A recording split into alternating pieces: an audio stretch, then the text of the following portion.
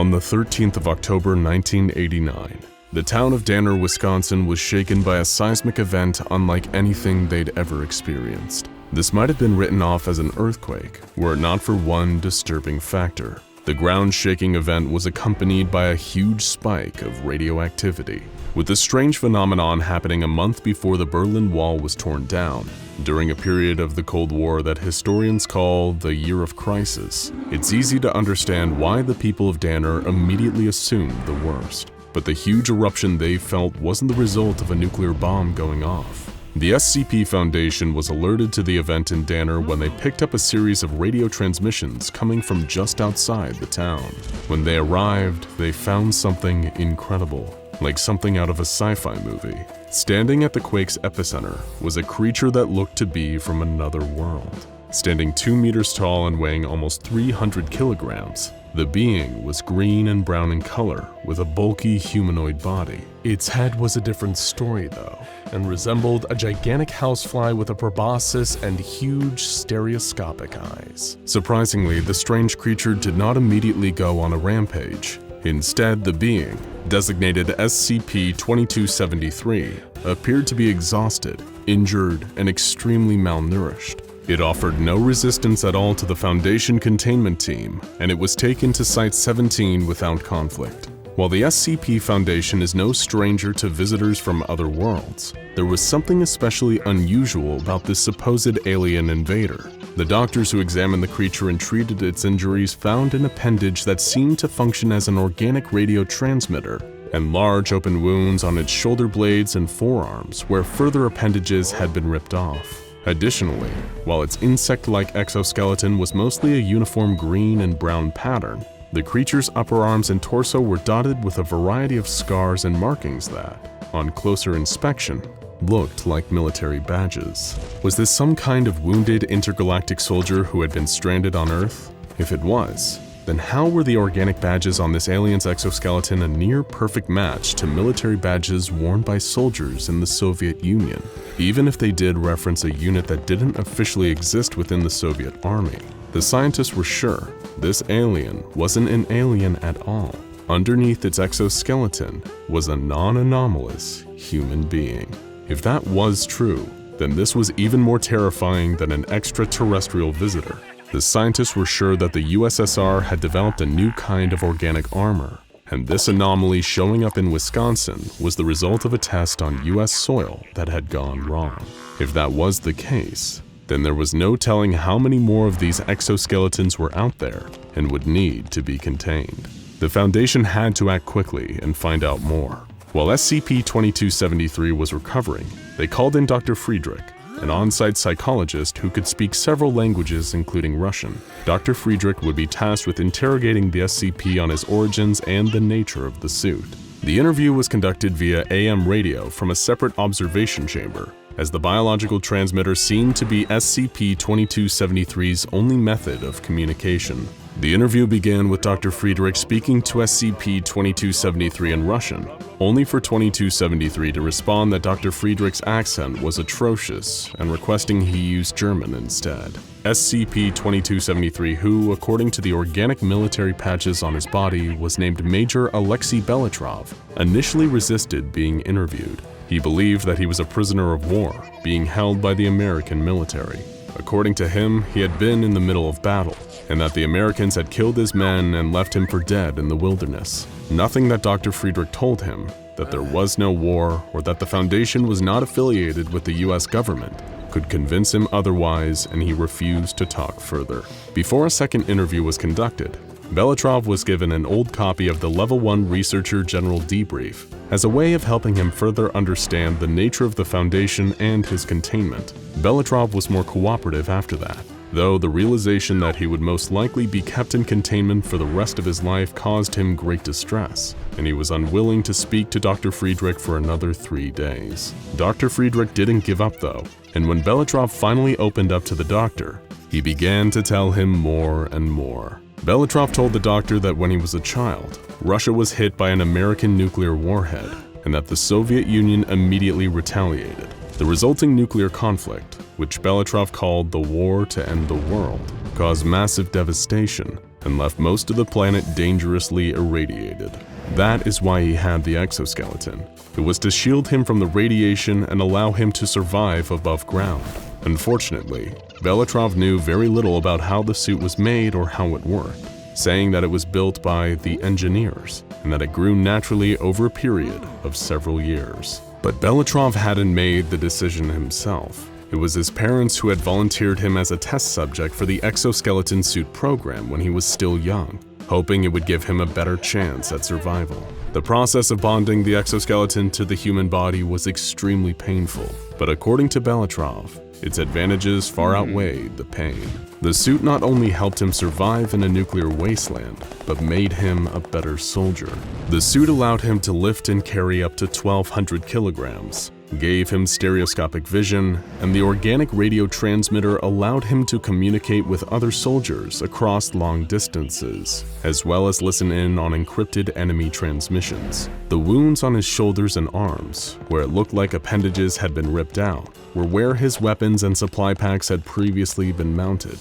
Belitrov had been stationed with his men in the area he was discovered when they were attacked by American soldiers. The soldiers had ripped off Belitrov's weapons and supply pack, and did the same to all his men as well. They were all shocked, with Belitrov being spared for the moment only because the Americans had identified him as the commanding officer. Suddenly, there was a bright flash of light, and the American soldiers vanished.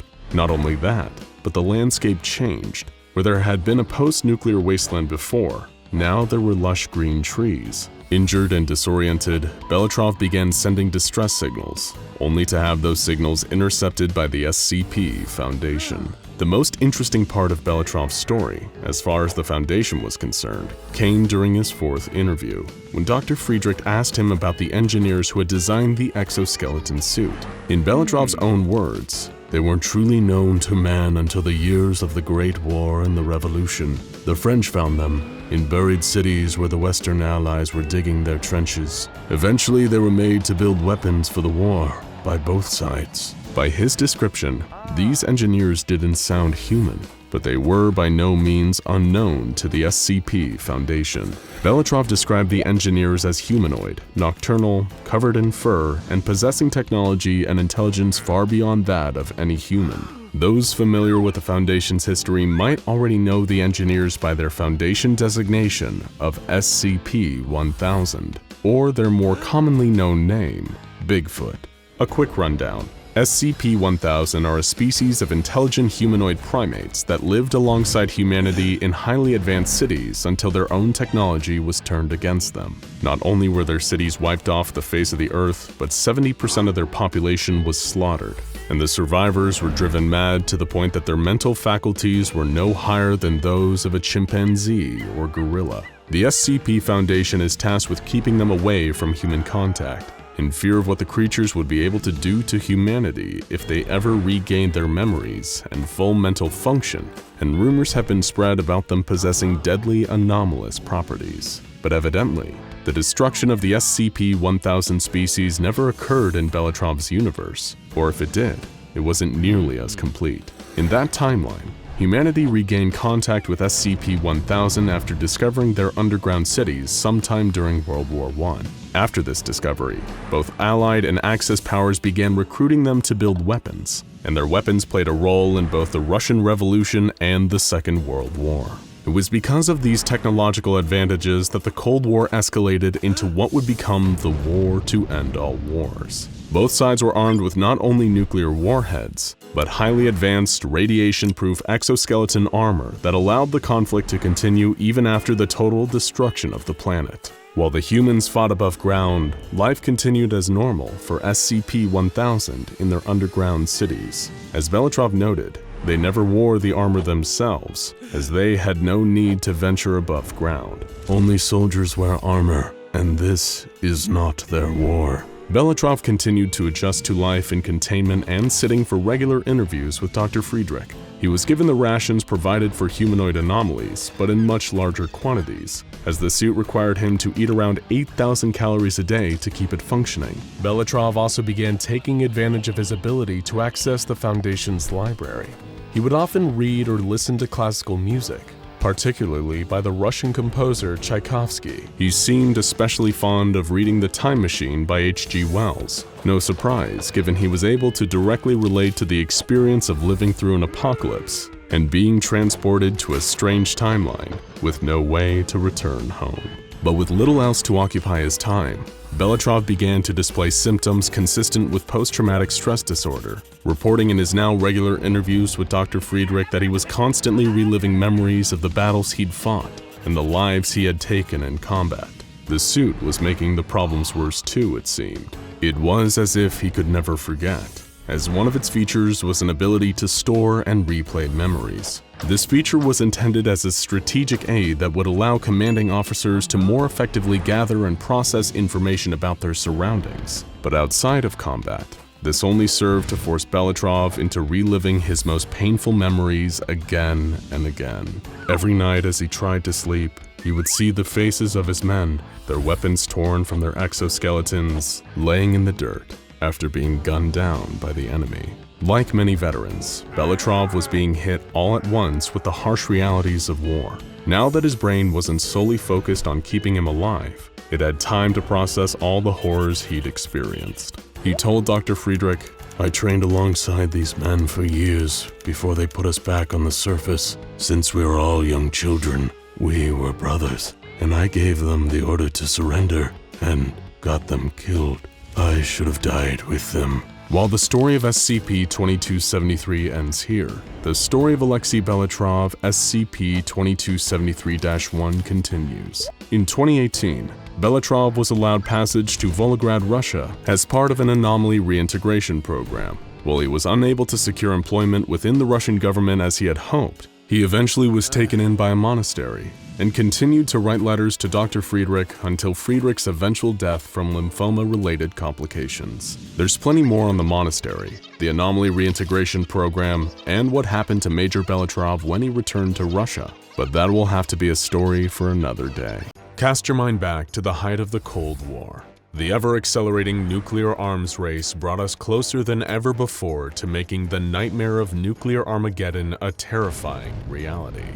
The two main parties in this conflict are the United States and Soviet Union, each amassing huge amounts of nuclear warheads and jumping on any available advantage they can over their enemies. What you may not know is that in order to detect an impending attack from the United States, the Soviets developed what would become known to the West as the Dead Hand. But this experimental piece of technology also had another name, SCP-1984. It is no secret that the Soviet Union feared the threat of US nuclear strikes and invasion just as much as the US feared an attack from them.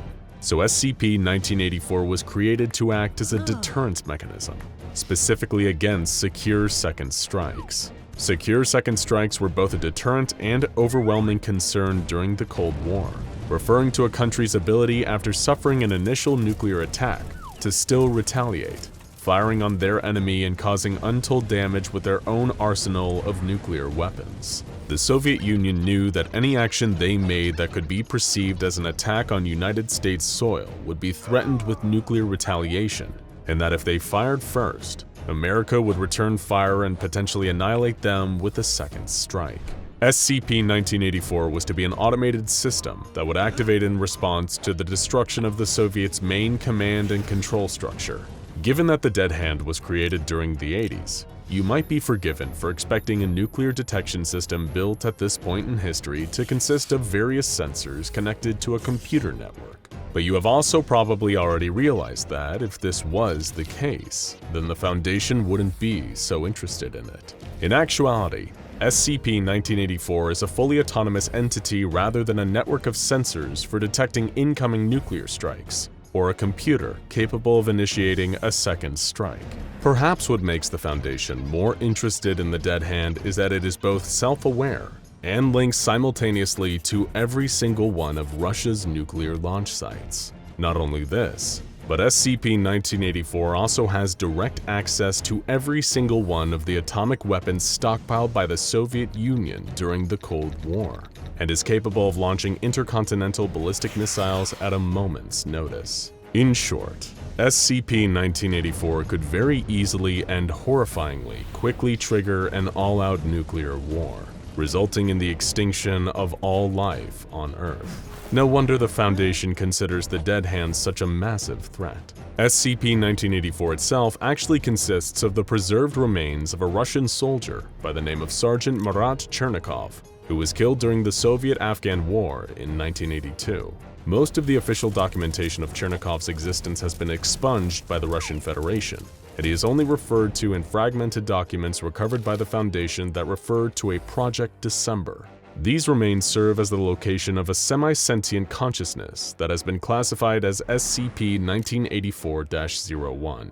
When it remains dormant and is not interfered with, SCP-1984-01 has the ability to receive and process any signal broadcast to it, and is able to decipher information combined in any signal it picks up.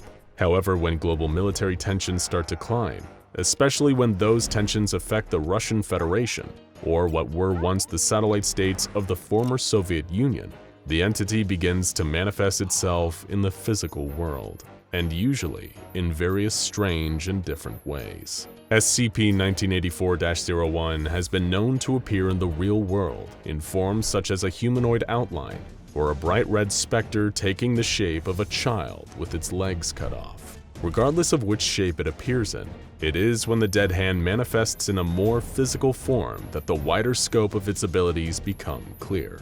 As mentioned previously, it can influence and even launch nuclear weapons, overriding their command systems and bypassing launch sequences. After appearing fully, SCP-1984-01 will travel at speeds of up to 140 kilometers an hour, directly to the nearest military installation capable of launching intercontinental ballistic missiles. Once it reaches its destination, SCP-1984-01 will immediately attempt to override the necessary systems to initiate a launch. After firing missiles at their predetermined targets, SCP-1984-01 will hastily travel to another facility housing nuclear ordnance, repeating the process until it has successfully launched all of Russia's atomic weapons. When engaged, the physical manifestation of SCP-1984 is highly aggressive, and will lethally defend itself against anyone that it observes trying to interfere with it or stop it from causing a nuclear launch. The entity has displayed the ability to disrupt the nervous system, causing excruciating pain and debilitating damage to human beings. Its only known weakness, if any, is a susceptibility to microwave radiation. Although exposure to this does not seem to cause any lasting damage to SCP-1984, instead only temporarily disorienting its physical form. As for the origins of SCP-1984, the Soviet Union's official liaison with the SCP Foundation offered some clarity on this. Ironically, during early 1984, the liaison, a doctor named Sergei, described information regarding the Dead Hand as being of grave importance to the continued survival of the human race. Seeing as he was referring to an enemy that could single-handedly launch the Soviet Union's entire nuclear arsenal, he certainly had a point.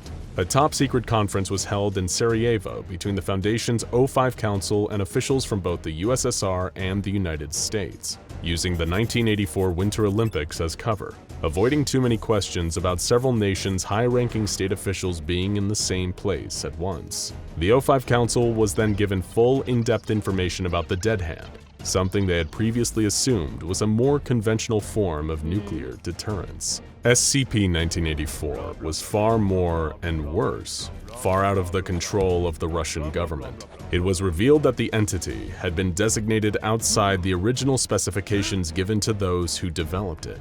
Initially, the Soviets had intended for the Dead Hand to be solely used as a secure second strike response. If the leaders of the Soviet Union were killed, SCP-1984 would react in kind to Russia's enemies, launching back all of the USSR's nuclear missiles in retaliation. This is more likely where the Dead Hand nickname comes from, hearkening to the idea of a dead man's switch. Picture that you had been mortally wounded by your worst enemy, shot in the stomach and laying on the ground, rapidly bleeding out. You know that there is no chance you will survive, but you cannot afford to let your enemy get away.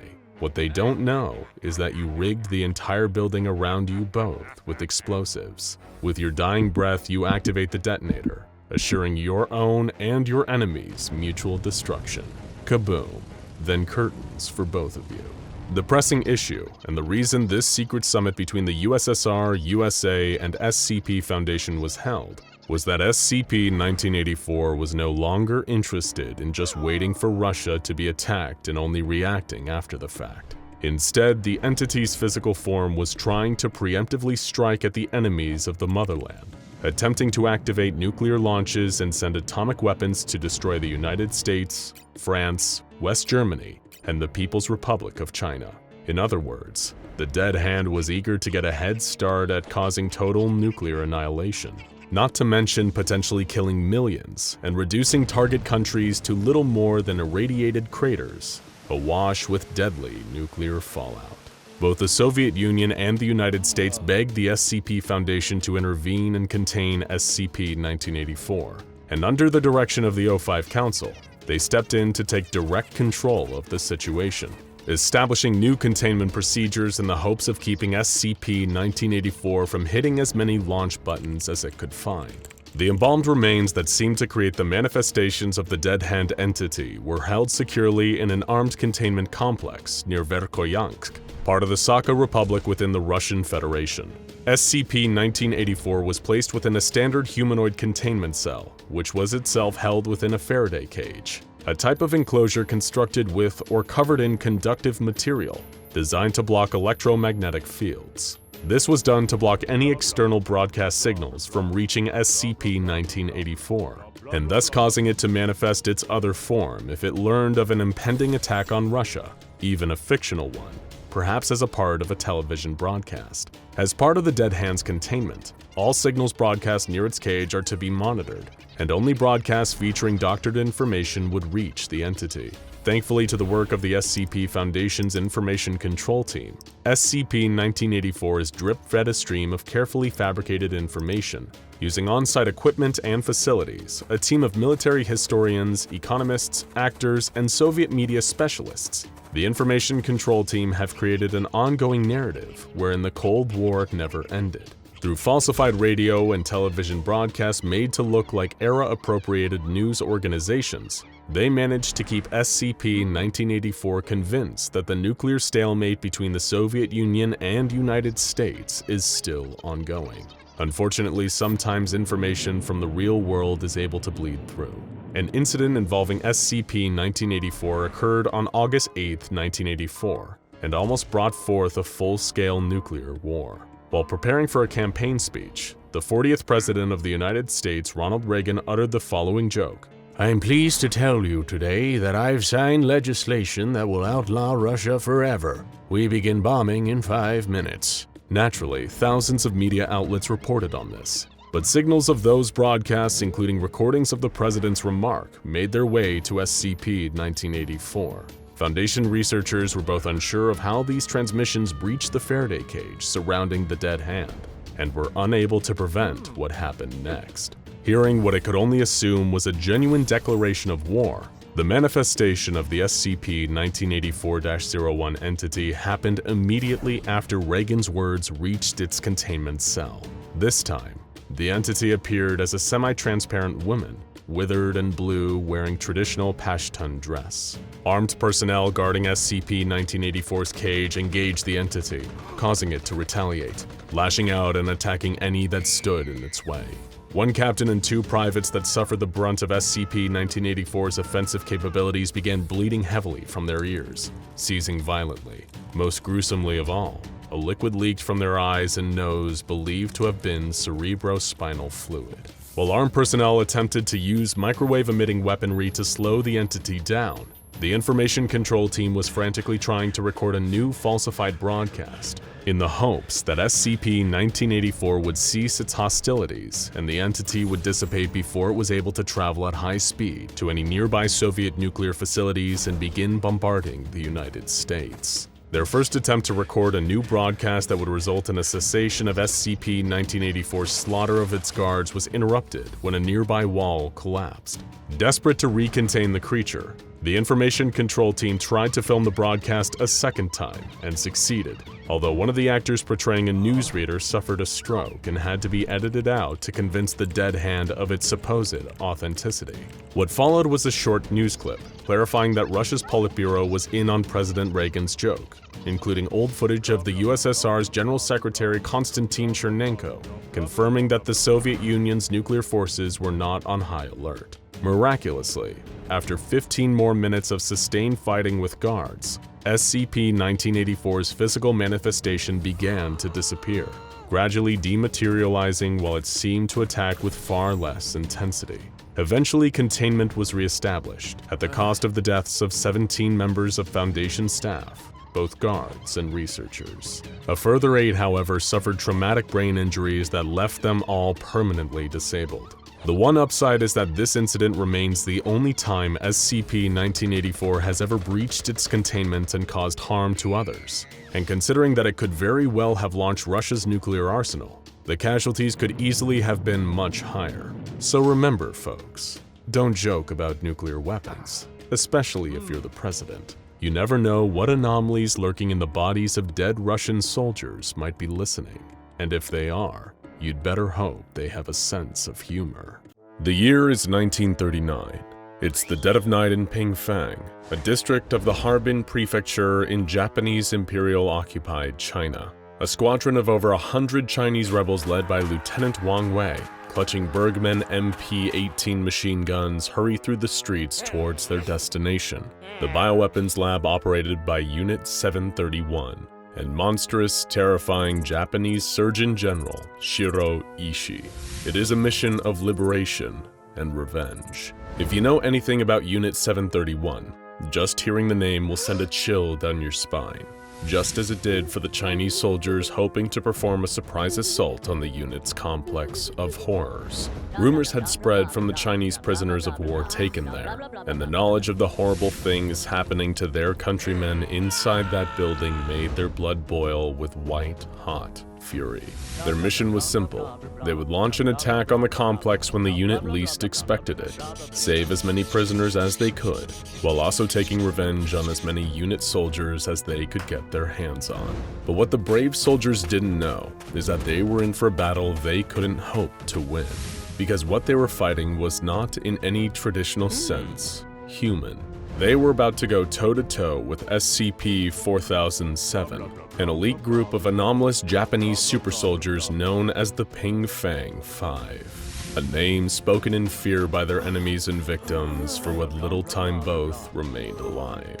The Chinese rebels were hiding in a stand of trees outside the fortress, waiting for the right moment to strike, when the Pingfang 5 suddenly beat them to the punch and descended upon them. The plan was thrown into chaos when the trees burst into flames without so much as a hint of artillery being fired. The soldiers, all hardened men of war, began to grow scared. But then they saw something even more terrifying standing there amongst the flames. First Lieutenant Mitsuo Kitano, also known as Lightning Bolt, or SCP-4007-1 to the Foundation.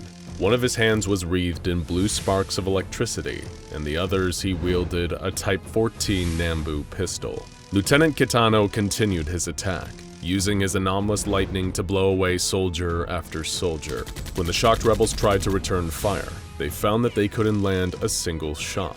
Kitano dodged every bullet. The second wave of the assault came from behind, as the rebels tried to flee Kitano's wrath. Private Takashi Honda, also known as the Ogre, or SCP-4007-2, charged into the fray. He effortlessly wielded a Type 11 machine gun and rained bullets down upon his unsuspecting foes. They shot back at him, but the bullets seemed to just bounce off his skin. He wasn't bothered by them in the slightest. He just smiled and continued firing. The rebels quickly realized that the whole thing had been a trap, but what had given them away? As if on cue, one of their own soldiers turned and began firing on his fellow soldiers with his MP-18. This man wasn't a rebel. In fact, he wasn't even Chinese. It was Corporal Joichiro Aida, also known as the Fox, or SCP-4007-3. How could he have possibly infiltrated the squadron? The answer is simple. He's an anomalously brilliant liar. In fact, it's impossible to not believe a single thing that Corporal Ida says, making him a true expert in espionage. Not a single one of the other rebels ever had a chance of sniffing him out before the doomed mission. If this betrayal surprised them, then what came next must have seemed like something out of a nightmare. Lieutenant Wang Wei, the man who'd spearheaded the entire mission, turned and began picking off his own troops with his pistol. The surviving soldiers didn't understand. Had the lieutenant gone mad? They tried to shoot him, but just like the others, he dodged effortlessly and continued to murder them. That's because he wasn't Lieutenant Wang Wei at all. Wei had been murdered in the forest earlier that night and replaced by Private Teruo Nishimura, also known as SCP-4007-5, or the Shapeshifter. The Pingfang 5 had infiltrated and compromised the mission from before it had even begun. They'd never even stood a chance. During the chaos of the massacre, a few of the rebels had managed to escape, running through a nearby clearing into a thicket of trees. If they could survive, then perhaps they could regroup and lead a second assault on another day. They had no hope of survival during a head-on conflict with these anomalous super soldiers. They needed to get away and form a new strategy. But gunshots started ringing out through the forest, tearing into their bodies and dropping the men one by one. They tried to return fire, but they couldn't even see who was shooting at them. It seemed to come from all directions. The rebels' dying thoughts were that the trees around them must have been crawling with Japanese troops. The reality was even more frightening. It was only one man, Private Shigeru Matsui, codenamed Smoke, for this ability to become invisible at will. To the Foundation, he's known as SCP-4007-4, the last member of the Pingfang 5. The deadliest troops in the entire Imperial Japanese Army. But unlike many of the biological anomalies cataloged by the SCP Foundation, the Pingfang 5 were not born, they were made. In case you aren't familiar with the infamous Unit 731 and their horrifying complex in Pingfang, this unit was the secret department of the Japanese Army ordered into existence by Emperor Hirohito himself for one sinister purpose: researching chemical and biological weapons for the Japanese Imperial Army. Their leader, the Surgeon General Shiroishi, was essentially given blanket permission to do whatever he deemed necessary in order to achieve results for his emperor and his nation. Ishii took that directive and ran with it, unleashing pseudoscientific evil on a level matched only by the Nazi extermination camps in Europe. Experimental weapons and horrific diseases were tested on captured Chinese civilians, political dissidents, and prisoners of war. Thousands of people met horrific ends through execution, experimentation, and vivisection, which is the dissection of a subject that is still very much alive. How does this relate to the Pingfang 5 and SCP-4007? It all comes back to a top-secret project, overseen by Ishii himself, Project Shinka. While Unit 731 was established in 1935, in 1937 they began working in collaboration with the Imperial Japanese Anomalous Matters Examination Agency. Think of it as Imperial Japan's hyper-nationalist answer to the SCP Foundation. They had become aware of the existence of anomalous individuals in Imperial-controlled territories, and General Ishii wanted to know whether the powers manifested in these anomalous individuals could be induced in others through forced organ removal and transplantation. To test this hypothesis, Ishii had the Japanese secret police round up anomalous individuals in Imperial territory en masse. They were subjected to mass vivisections, with the intention of isolating and removing anomalous organs. It was an act so positively genocidal in proportion that East Asia had statistically fewer anomalous humans than they should to this day.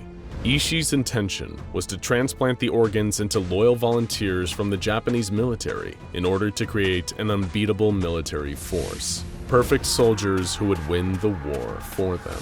The vast majority of these twisted experiments were complete failures, leading to the higher-ups at Unit 731 almost writing Project Shinka off as a waste of time and canceling the whole thing. But there were soon 5 notable exceptions, the very scary individuals you've already met. Not only did every member of the Pingfang 5 end up with a specific anomalous superpower as a result of the experiments, they also experienced incredible anomalous prowess across the board.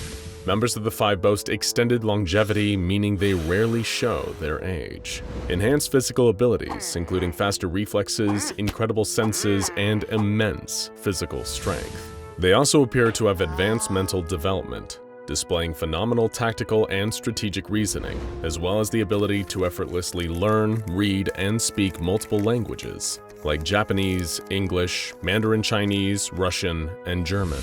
Of course, Japan eventually lost the war, but the Ping Fang 5 had no intentions of ending their fight. They continued their missions long after Japan formally surrendered, causing chaos and violence across East Asia. After several unsuccessful engagements with isolated members of the Ping Fang 5, leading to the deaths of many Foundation agents and civilians, the Foundation formed Mobile Task Force 551, aka MacArthur's Dogs, an elite group of operatives trained for the specific mission of bringing down the Ping Fang 5. While the hunt rages on, 3 of the 5 are already dead. SCP-4007-1, Mitsuo Kitano, the man who can unleash bursts of electricity, met his end in Burma in 1948. During a procedure called Operation Smokehouse, 551 engaged Kitano in combat in the jungle.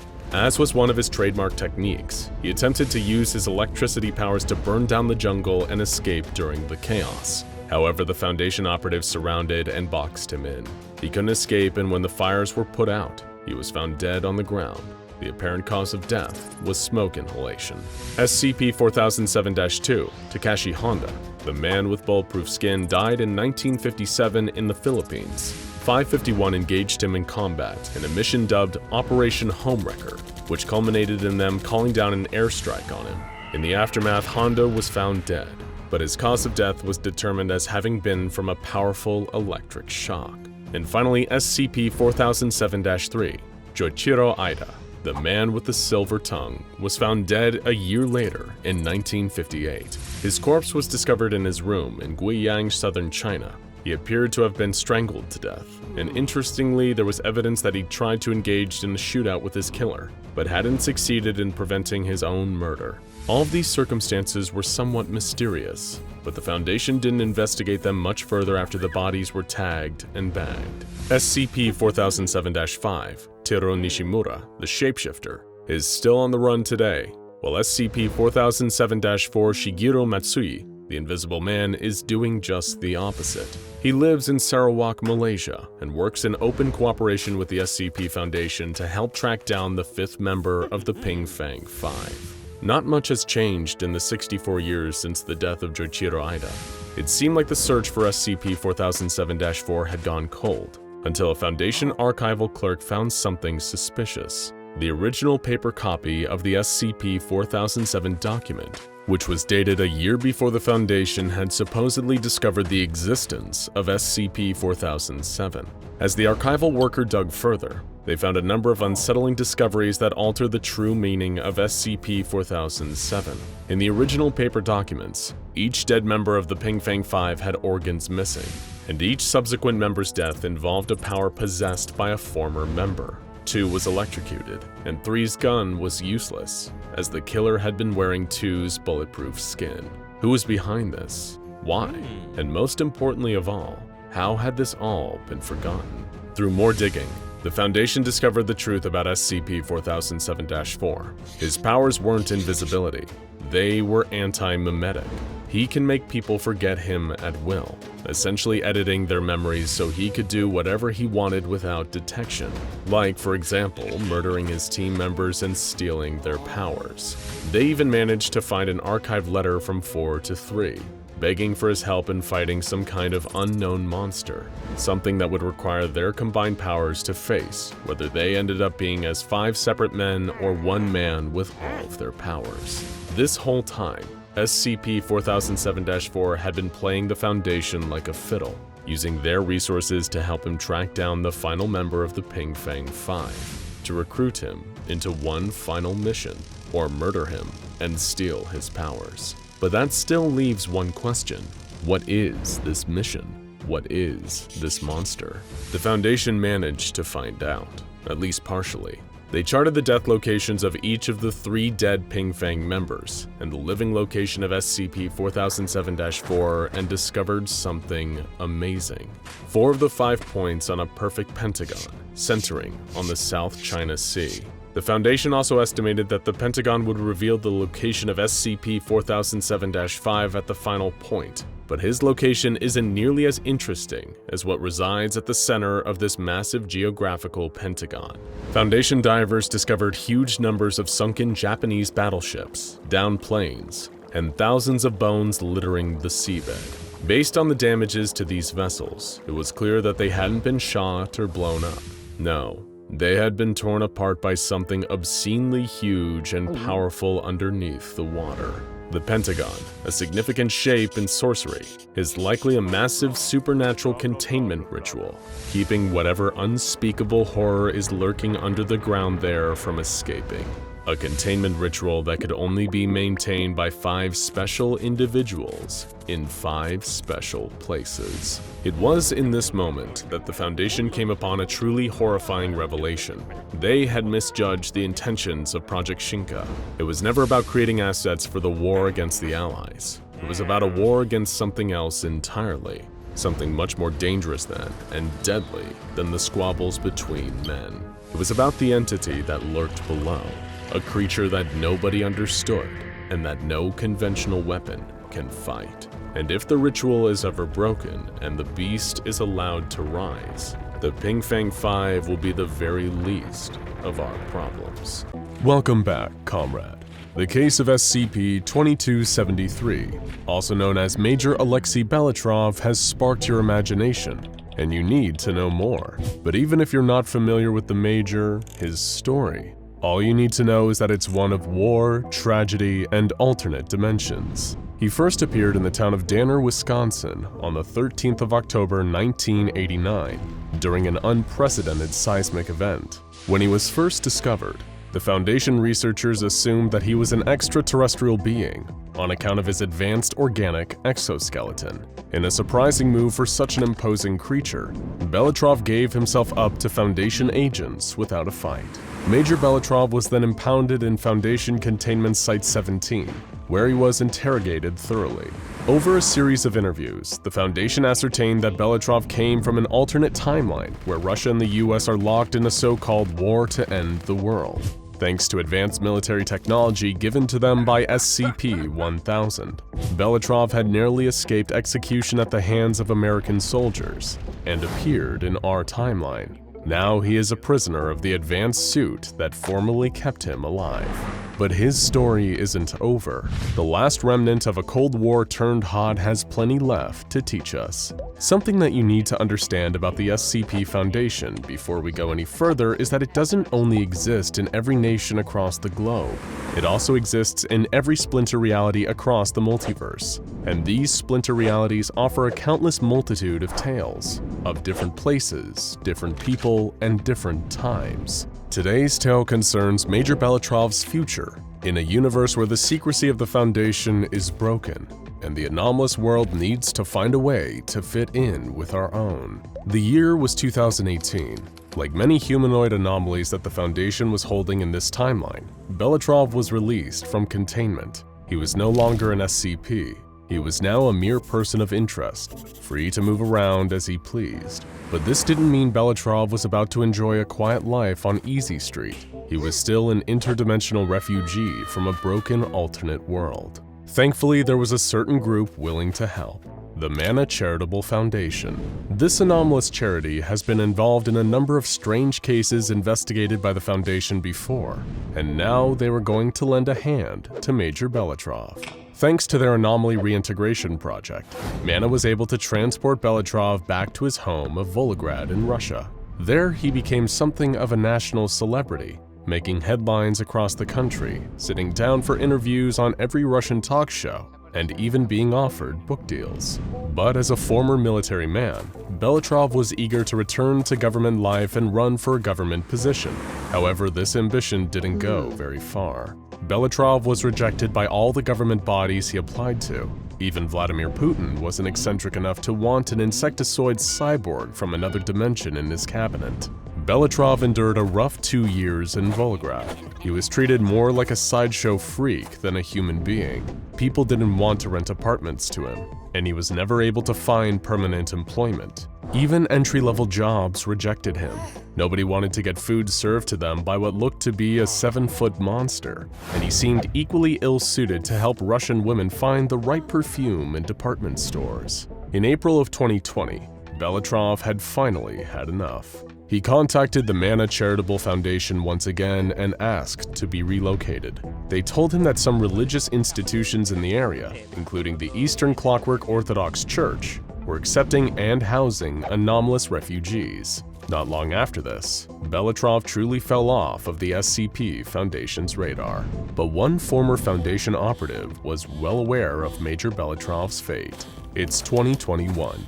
Dr. Friedrich, the Site-17 anomaly psychologist who'd conducted all the initial interviews with Belitrov all the way back in 1989, started receiving letters from him. There was no indication as to his true location, and they appeared to have been handled by a Mana Charitable Foundation mail carrier in Russia. But Dr. Friedrich was happy to hear from an old friend nonetheless. Due to a career of working near highly radioactive anomalies like Belitrov, Dr. Friedrich was suffering from terminal lymphoma. It seemed almost like an act of divine providence that Belitrov's letters would come to him so close to the end. The two began a correspondence, and it was only after Dr. Friedrich's eventual death that the letters came to the SCP Foundation's attention. It was from this final correspondence that the Foundation was able to answer the big question: whatever happened to Major Alexei Belitrov? In his first letter to Dr. Friedrich, Belitrov thanked him profusely. He knew that Dr. Friedrich had been a crucial part of him gaining freedom from the Foundation, and credited the therapeutic techniques taught to him by Dr. Friedrich with keeping him alive and sane to this day. Belitrov expressed a mix of amazement at this brave new world and a sense of profound weariness. As a man eternally locked into a weapon of war, he felt unsuited to a world in peacetime. He almost missed the scorched, irradiated Russia of his home dimension. But most of all, he missed Site-17. He missed Dr. Friedrich. He missed some of his fellow anomalies like SCP-507, the Teleporting Man, and SCP-163, the Spacecraft. He even missed the simplicity of being contained. He hoped that Dr. Friedrich would write back. In his second letter, Belitrov began detailing his experience with the Eastern Clockwork Orthodox Church. Despite growing up in a highly atheistic communist environment, Belitrov became enamored with the ways of the church. He found them to be highly accepting of him in spite of his unfortunate circumstances. They displayed a freedom in their faith that Belitrov had never encountered before, and he was eager to be a part of it. With the help of Dr. Friedrich, Belitrov was also sending letters to some of his fellow freed anomalies. He signed off by saying that he had even started praying, something he'd never considered before. The next letter, sent in 2027, struck a much more somber tone.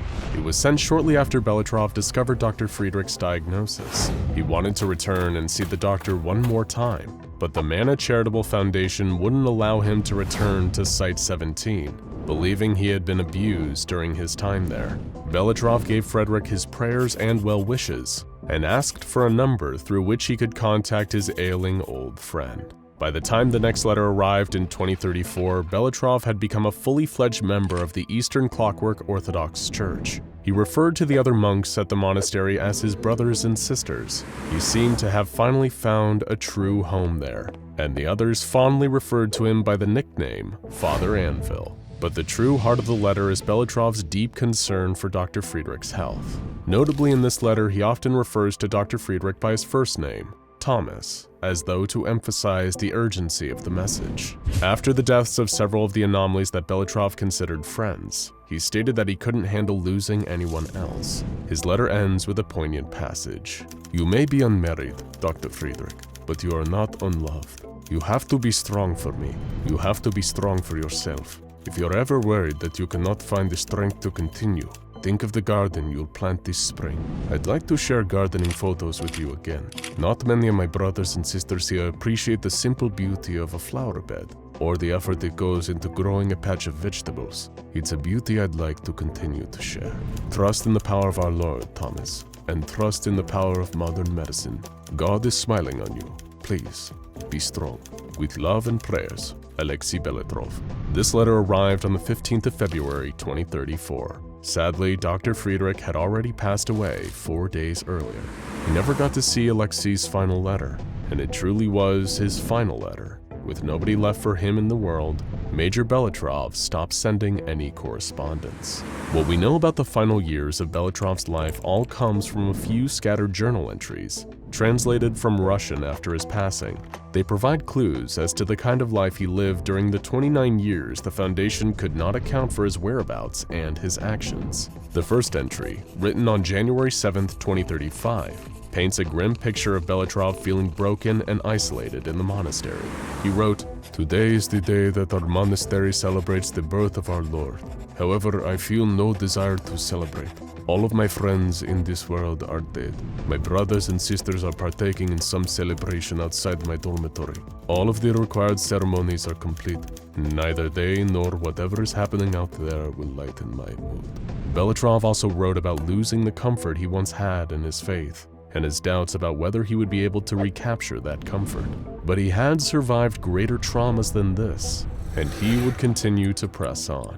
As the months turned to years and the years turned to decades, Belitrov climbed through the ranks of the monastery. Seeing as the Eastern Clockwork Orthodox Church practically worshiped the concepts of industrialization and mechanization, the fact that Belitrov was permanently encased in a biomechanical exoskeleton probably made him seem even more pious to his holy brethren.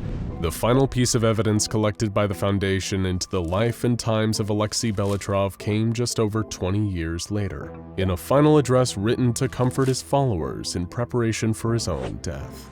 Belitrov recounted the details of his own life, being born into a world of fire, death, and mushroom clouds.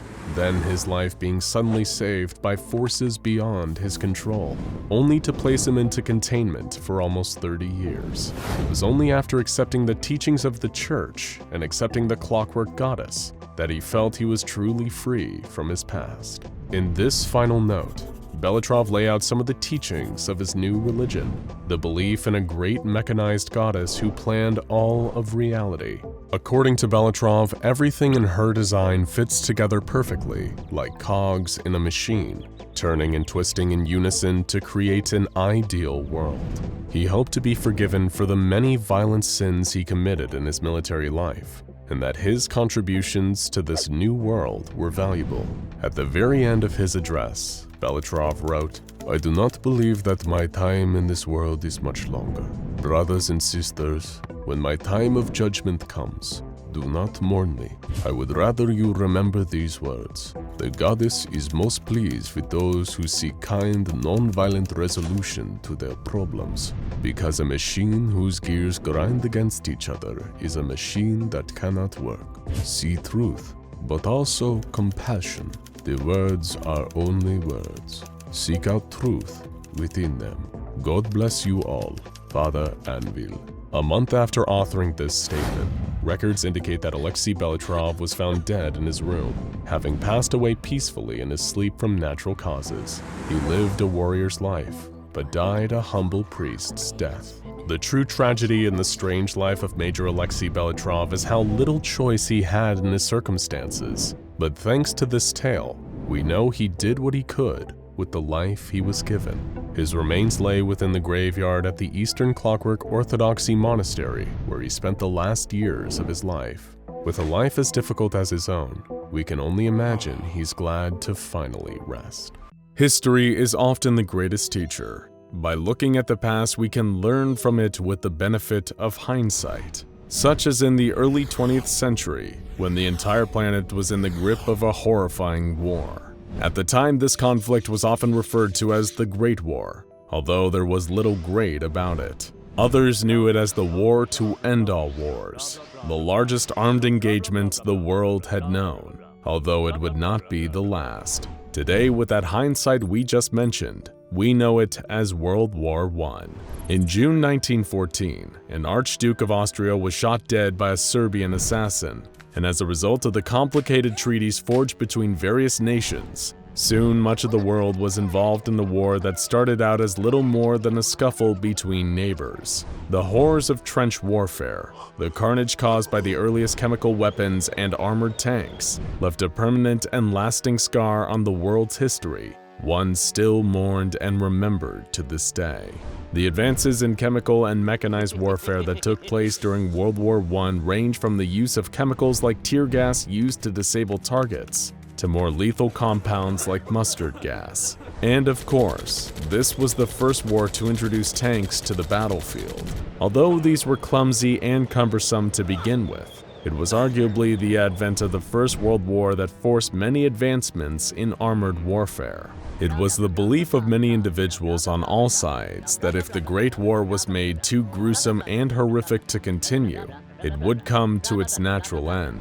This, of course, did not happen, only encouraging each participant of World War I to continue advancing their weaponry.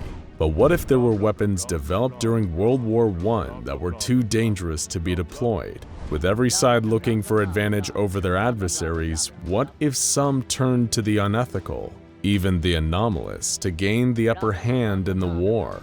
Introducing SCP-186, otherwise known as To End All Wars. Try to imagine weaponry that was so incredibly advanced for the mid-1910s, yet so horribly and unjustifiably cruel. Worse than gas that can cause blisters to form not only on the skin but also inside the lungs. More advanced than armored vehicles with mounted machine guns crawling across no man's land. It's hard to picture something that could be more devastating than that, especially for the time period. But a good measure of a weapon's destructive power is usually found in the damage it leaves in its wake. In this case, SCP-186 is exactly that. Not the anomalous weapons themselves, but the site of a battle that took place between the 24th of July and the 13th of August in 1917. The event became known as the Battle of Husseaton Woods, but you won't find any mention of it in the history books. Any and all records of the battle have been secretly expunged by the SCP Foundation, and their own archive is now the only place where someone can find the details of what happened over those few weeks. The engagement took place between the German Imperial Army and forces belonging to Russia's provisional government, a small skirmish in comparison to the enormity of many battles of the First World War. So what happened at the Battle of Husseaton Woods to make it so horrible that it had to be stricken from the historical record? For that, we have to go back to Husseaton, a small settlement in western Ukraine. In July of 1917, the surviving remnants of a Russian division had been scattered. The Germans' counterattack against the Kernensky offensive had driven the Russian troops to the dense forest that surrounded the town of Husseaton. You might be forgiven for thinking that the outnumbered Russian force was decimated by almost 500 German soldiers pursuing them, but you would be very, very wrong. As the opposing forces met, they engaged each other in a fearsome battle. But this was unlike any encounter that had taken place over the course of World War I, or ever would again. Both sides were armed with anomalous weaponry, possessing technology beyond any that had ever been seen at the time. To this day, the SCP Foundation has been baffled by these weapons. Even with their unique understanding of the anomalous, Foundation researchers had been unable to replicate any of them, and instead keeps them secured in the munitions wing of Site-23, all under the designation of SCP-186-1. Among the recovered instances of SCP-186-1 is a highly modified Skoda M1909 machine gun. However, rather than behaving like a standard firearm, this gun would cause rapid-forming growths, not unlike tumors, to appear within the body of its targets. Another was concertina wire, a form of spiraled razor wire commonly used in trenches. Only this wire was coated in an unknown compound that caused permanent hallucination whenever the wire cut a person and allowed the hallucinogen to enter their bloodstream. A number of rifle cartridges were also found littered around SCP-186. Sounds pretty normal for a First World War battlefield, right? Except these cartridges were not filled with gunpowder like you would expect them to be. Instead, they inexplicably contained human bone, ground into powder. The purpose of this ammunition or how it was manufactured is still unknown to the SCP Foundation. As if a gun that causes tumors and hallucination-triggering wire weren't bad enough, Foundation researchers also found a number of grenades used by the troops at the site of SCP-186. These were British Empire Standard Issue No. 27 grenades. but they contained a unique, anomalous gas that was capable of passing through any and all filters. Gas masks were developed during World War I to protect soldiers from mustard and tear gas on the battlefield, but these masks only offered basic filtration by today's standards. Even so, the gas contained in these grenades was strong enough to negate any and all filtration systems, but that was far from its worst quality. Did this unknown gas choke troops? Not quite. Did it disable them like tear gas? In a way, yes. But this gas did so by making any soldier exposed to it experience the sensation of having their bodies set on fire, constantly. Also recovered at SCP-186 were the remains of some form of explosive, and it is believed by the Foundation that it was detonated at the culmination of the Battle of Houston Woods, causing approximately a third of the battle's total casualties. Foundation researchers estimate that almost 300 civilians were either caught in the blast or died as a result of the crossfire between the German and Russian forces. The soldiers involved were also all permanently incapacitated or killed, or at least, almost all of them. So where did these anomalous weapons come from? And why were they used just in this battle, not throughout the First World War? According to records kept from the public by the SCP Foundation, the German troops in the Houston Woods were accompanied by a Hungarian advisor to their military named Matthias Nemes. Under his orders, they specifically targeted and tracked the Russian division that was retreating from them, who were similarly accompanying a French scientist, Dr. Jean Durand. It was these two men, Nemes and Durand, who were responsible for arming the Germans and Russians with their arsenals of anomalous weapons. They had ensured that their inventions of death had only received limited manufacturing, and had intentionally joined opposing sides of the war effort to test their creations in real combat. In other words, it appears that Durand and Nemes has been working together since the beginning of the war, and the troops they were with had been manipulated into taking part in a big test. These soldiers were just as unlucky as the civilians caught in the crossfire. Today, the SCP Foundation has established an automated security perimeter around the site of SCP-186, preventing access to anyone unless authorized. Everything within the perimeter is frequently patrolled and observed by security personnel. Why the need for so much security at an old battleground? Given the damage caused by the use of so many anomalous weapons, including those that the Foundation was unable to recover, the area of SCP-186 has become a hotspot for unusual happenings, even long after the Battle of Houston Woods ended. These anomalies include abnormal environmental or weather conditions. For example, all the trees in the southwestern portion of the former battlefield died and decomposed at an accelerated rate in 1923, while the temperature dropped to a permanent -15 degrees Celsius 4 years later. But yet there was never any snowfall. Then there were the sounds of gunfire in 1932, despite there being nobody inside the SCP-186 site. A number of years later, a pair of Foundation agents disappeared on a routine patrol of the area and were never seen again. Of course, 23 years after the end of the war to end all wars, the world was plunged into chaos and found itself at war once again. During this time, SCP Foundation personnel were instructed to evacuate the site of SCP-186, based on intelligence from their allied operatives who were working undercover inside the Third Reich. As the Foundation disembarked their observation posts, a faint glow was visible coming from SCP-186. 4 years passed, and the Second World War came to a close. The Foundation returned to re-establish their containment of SCP-186, and immediately discovered 13 corpses dressed in German Army uniforms, bearing the insignia of the 4th Panzer Army. There were a further 27 bodies of soldiers wearing the garb of the Soviet 22nd Army. Both sets of bodies had already begun decaying, although someone had removed the dog tags and anything else that could identify these dead troops. It seems that history had, to some extent, repeated itself, as the Nazi and Soviet forces had clashed on the same battlefield where their German and Russian predecessors had fought during the Battle of Houston Woods. Years later, in 1959, a large sinkhole formed in the northeast portion of SCP-186. 4 men were found wandering nearby, all extremely disoriented. wearing decomposing military uniforms. Were they lost survivors of the Nazi-Soviet battle? No. These men were in World War I uniforms, German Empire and Russian Standard Issue. They had survived the Battle of Houston Woods and were somehow still standing, even though they should have died during the First World War.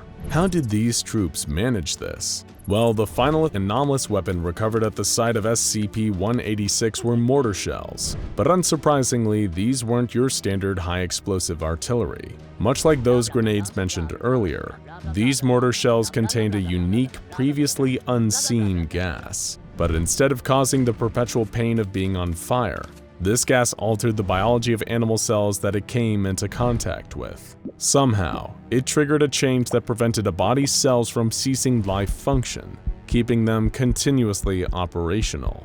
In other words, it meant that any soldiers exposed to this gas simply could not die. That's right. Some of the troops involved in the Battle of Houston Woods are still alive to this day. The SCP Foundation immediately began excavating the sinkhole and discovered 23 bodies buried beneath in a mass grave. There were more of the surviving World War I soldiers, kept alive for decades by the mortar gas. Some of them still had infected wounds and battlefield injuries that should have killed them, yet their bodies refused to die. The soldiers were rounded up and hauled off to Site-23, where the Foundation researchers began assessing them. However, they were unable to glean any useful information from the German and Russian troops that had been unearthed. All of the soldiers exhibited symptoms of extensive psychological trauma and had developed various mental disorders while buried alive under the battlefield. They had all been driven to insanity, perhaps as a result of their unnaturally extended lifespans, maybe from being buried underground and unable to die for so long. Or perhaps it was the wartime atrocities they witnessed that drove the soldiers over the brink. History is a great teacher, but those willing to forget its mistakes are often doomed to repeat them. Matthias Nemes and Dr. Jean Durand created the anomalous weapons responsible for SCP-186, and similar minds would later go on to build the atomic bomb and countless weapons of mass destruction after. World wars, the suffering of countless troops and civilians. These parts of history mean nothing if we don't allow ourselves to learn from them. And maybe that's our curse as a species, that we are doomed to fight the war to end all wars again and again and again. Guten Nachmittag, Freunde. Welcome back to SCP Explained. World War II is one of the most tragic periods of recent history, and perhaps the defining event of the 20th century. And not only was this conflict a horrifying atrocity that led to the deaths of 75 million soldiers and civilians, it was also a time of immense weirdness. The American military created the Ghost Army, a tactical deception unit that used tactics as crazy as inflatable tanks and wooden airfields to distract and confuse the Axis powers. They also temporarily renamed hamburgers Liberty Steaks in some places in order to avoid the German connotations of the original name. The Polish military even gave an actual bear the rank of corporal, and this bear, named Corporal Wojtek, became a decorated military hero. But enough about SCP-2464. We've got bigger fish, or, well, bears, to fry.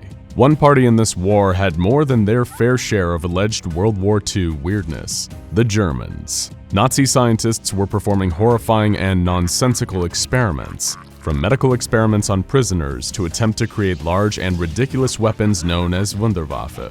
One of Hitler's right-hand men, Heinrich Himmler, took up residence in a castle where he and his men allegedly performed odd occult rituals, and even the Lebensborn, a deranged eugenics experiment intended to produce a huge stock of Aryan children from SS member fathers. And if all of that seems certifiably insane, which for the record, it is, then the stuff the SCP Foundation has been suppressing will make your toes curl. We've already covered the fact that even Hitler himself, copied by Stalin with the help of Sarkic wizards, is now classified as SCP-2430 and held in containment by the Foundation. But really, that's just the tip of the iceberg. We can thank a shady group known as the Obscura Corps for the creation or utilization of a lot of these artifacts and entities. As we discussed in our video on the Immortal Hitler clone, The Obscura Corps was Nazi Germany's answer to the SCP Foundation, though their highly unethical methods were much more like a racist version of the Chaos Insurgency. This group of loyal occult thugs was charged with hunting down any anomalous artifacts that would give Germany the edge it needed in the war effort. Think the kind of guys going after the Ark of the Covenant and the Holy Grail while trying to kill Indiana Jones. Of course, seeing as Germany still lost the war in the end, they weren't exactly the best at their job. But that doesn't mean they don't have a long list of bizarre and often dangerous anomalies to their name.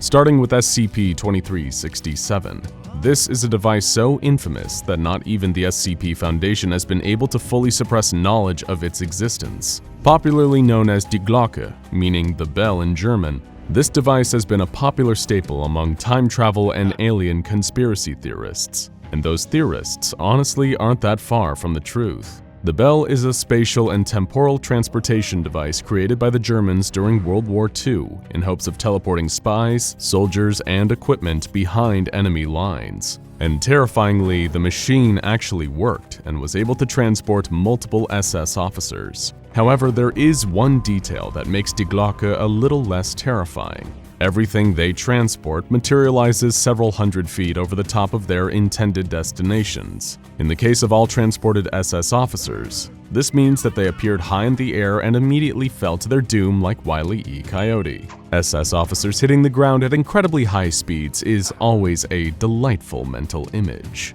As funny and incompetent as this is, there is actually one major threat posed by SCP-2367. The SCP Foundation raided a number of Obscura strongholds during World War II as a part of an operation called Operation Hammer. During one of their raids, a large group of around 1,400 German soldiers, along with a huge number of large vehicles and pieces of military equipment, fled via Die Glocke. They all disappeared through the teleporter, and according to all Foundation estimates, they're likely to manifest again in 2031. They'll rain down from the sky near Berlin, crushing everything below under the weight of their own vehicles and bodies. A mobile task force, nicknamed Himmler's Housekeepers, has been mobilized to clear the area and reduce all possible civilian fatalities when this happens. German engineering at its finest, right? But hey, let's give those mad Nazi inventors another chance to prove themselves with a second, even bigger Wunderwaffe designed by Albert Speer, German Minister of Armaments and War Production under Adolf Hitler. It's SCP-044, the biggest artillery weapon ever created. It's a ginormous cannon, 251,000 kilograms or 251 metric tons in weight, and so huge that it required 2 freight locomotives at the same time to transport it. The Nazis were big fans of absurdly huge weapons, whether they were cannons, giant planes, or the world's heaviest tanks, almost as though they were compensating for something.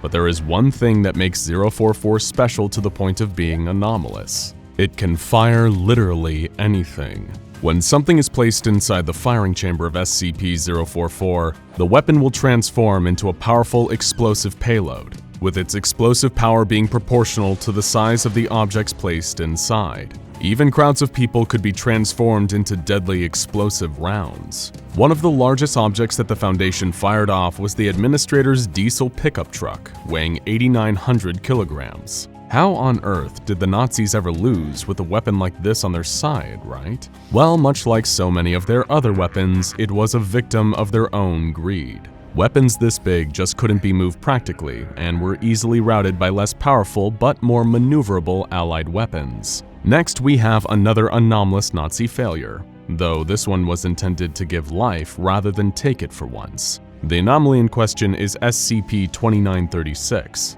a secret Nazi military and research base hidden in the cold reaches of Antarctica.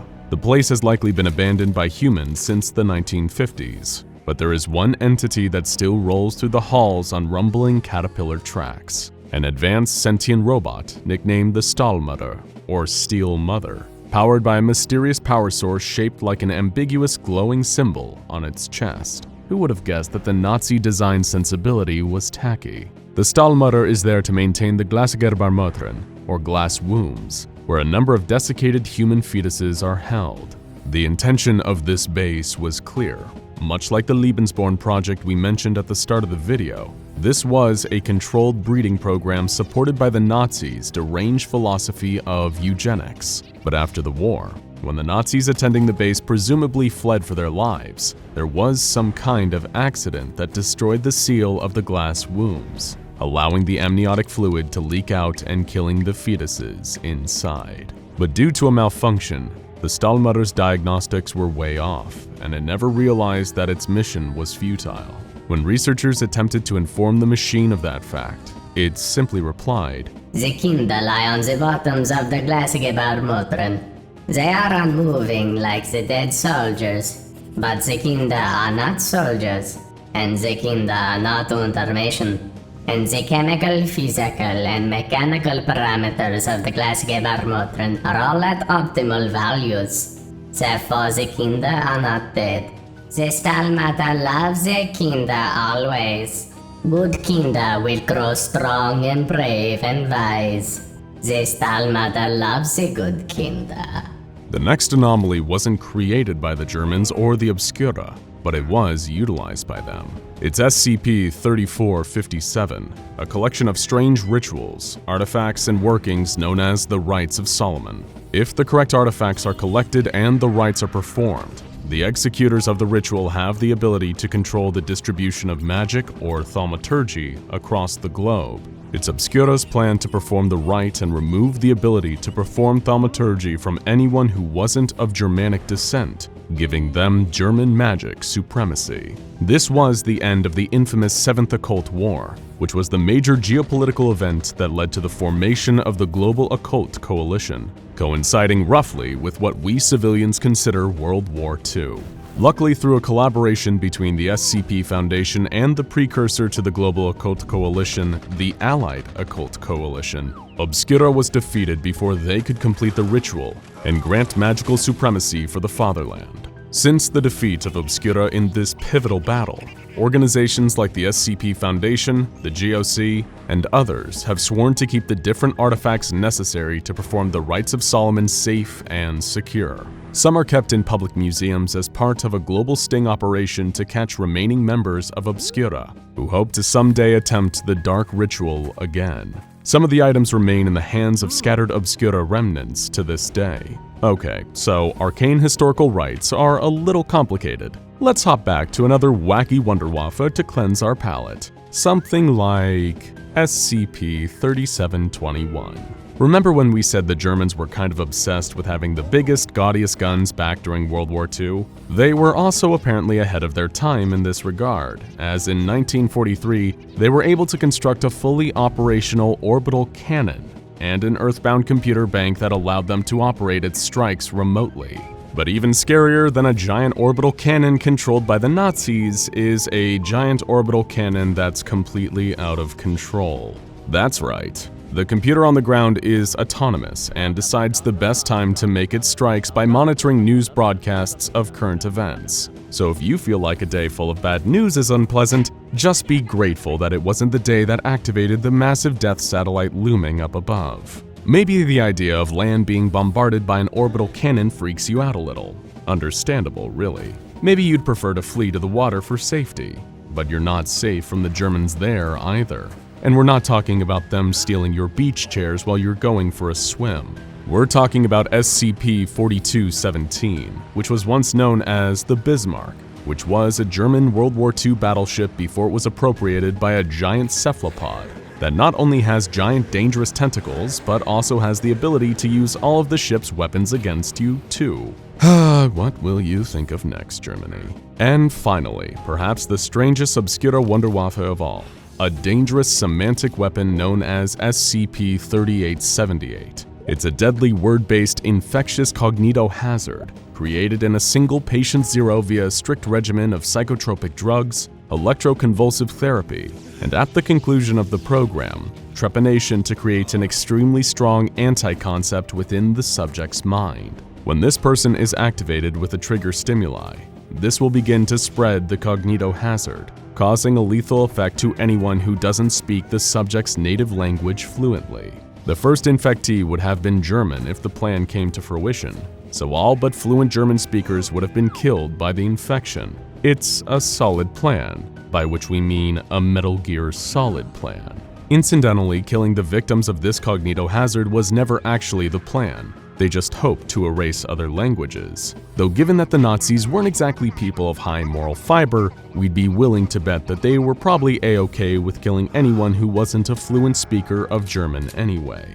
And there you have it. A taster plate of the wackiest Wunderwaffe and the sinister soldiers and scientists who made them a reality, or at least tried to twist them to their own gain. It's honestly lucky for all of us that the Nazis during World War II were a gang of arrogant and incompetent buffoons, because if that weren't the case, we'd probably be speaking German right now. Though if you'd like to live on the bright side, at least we'd be safe from SCP-3878.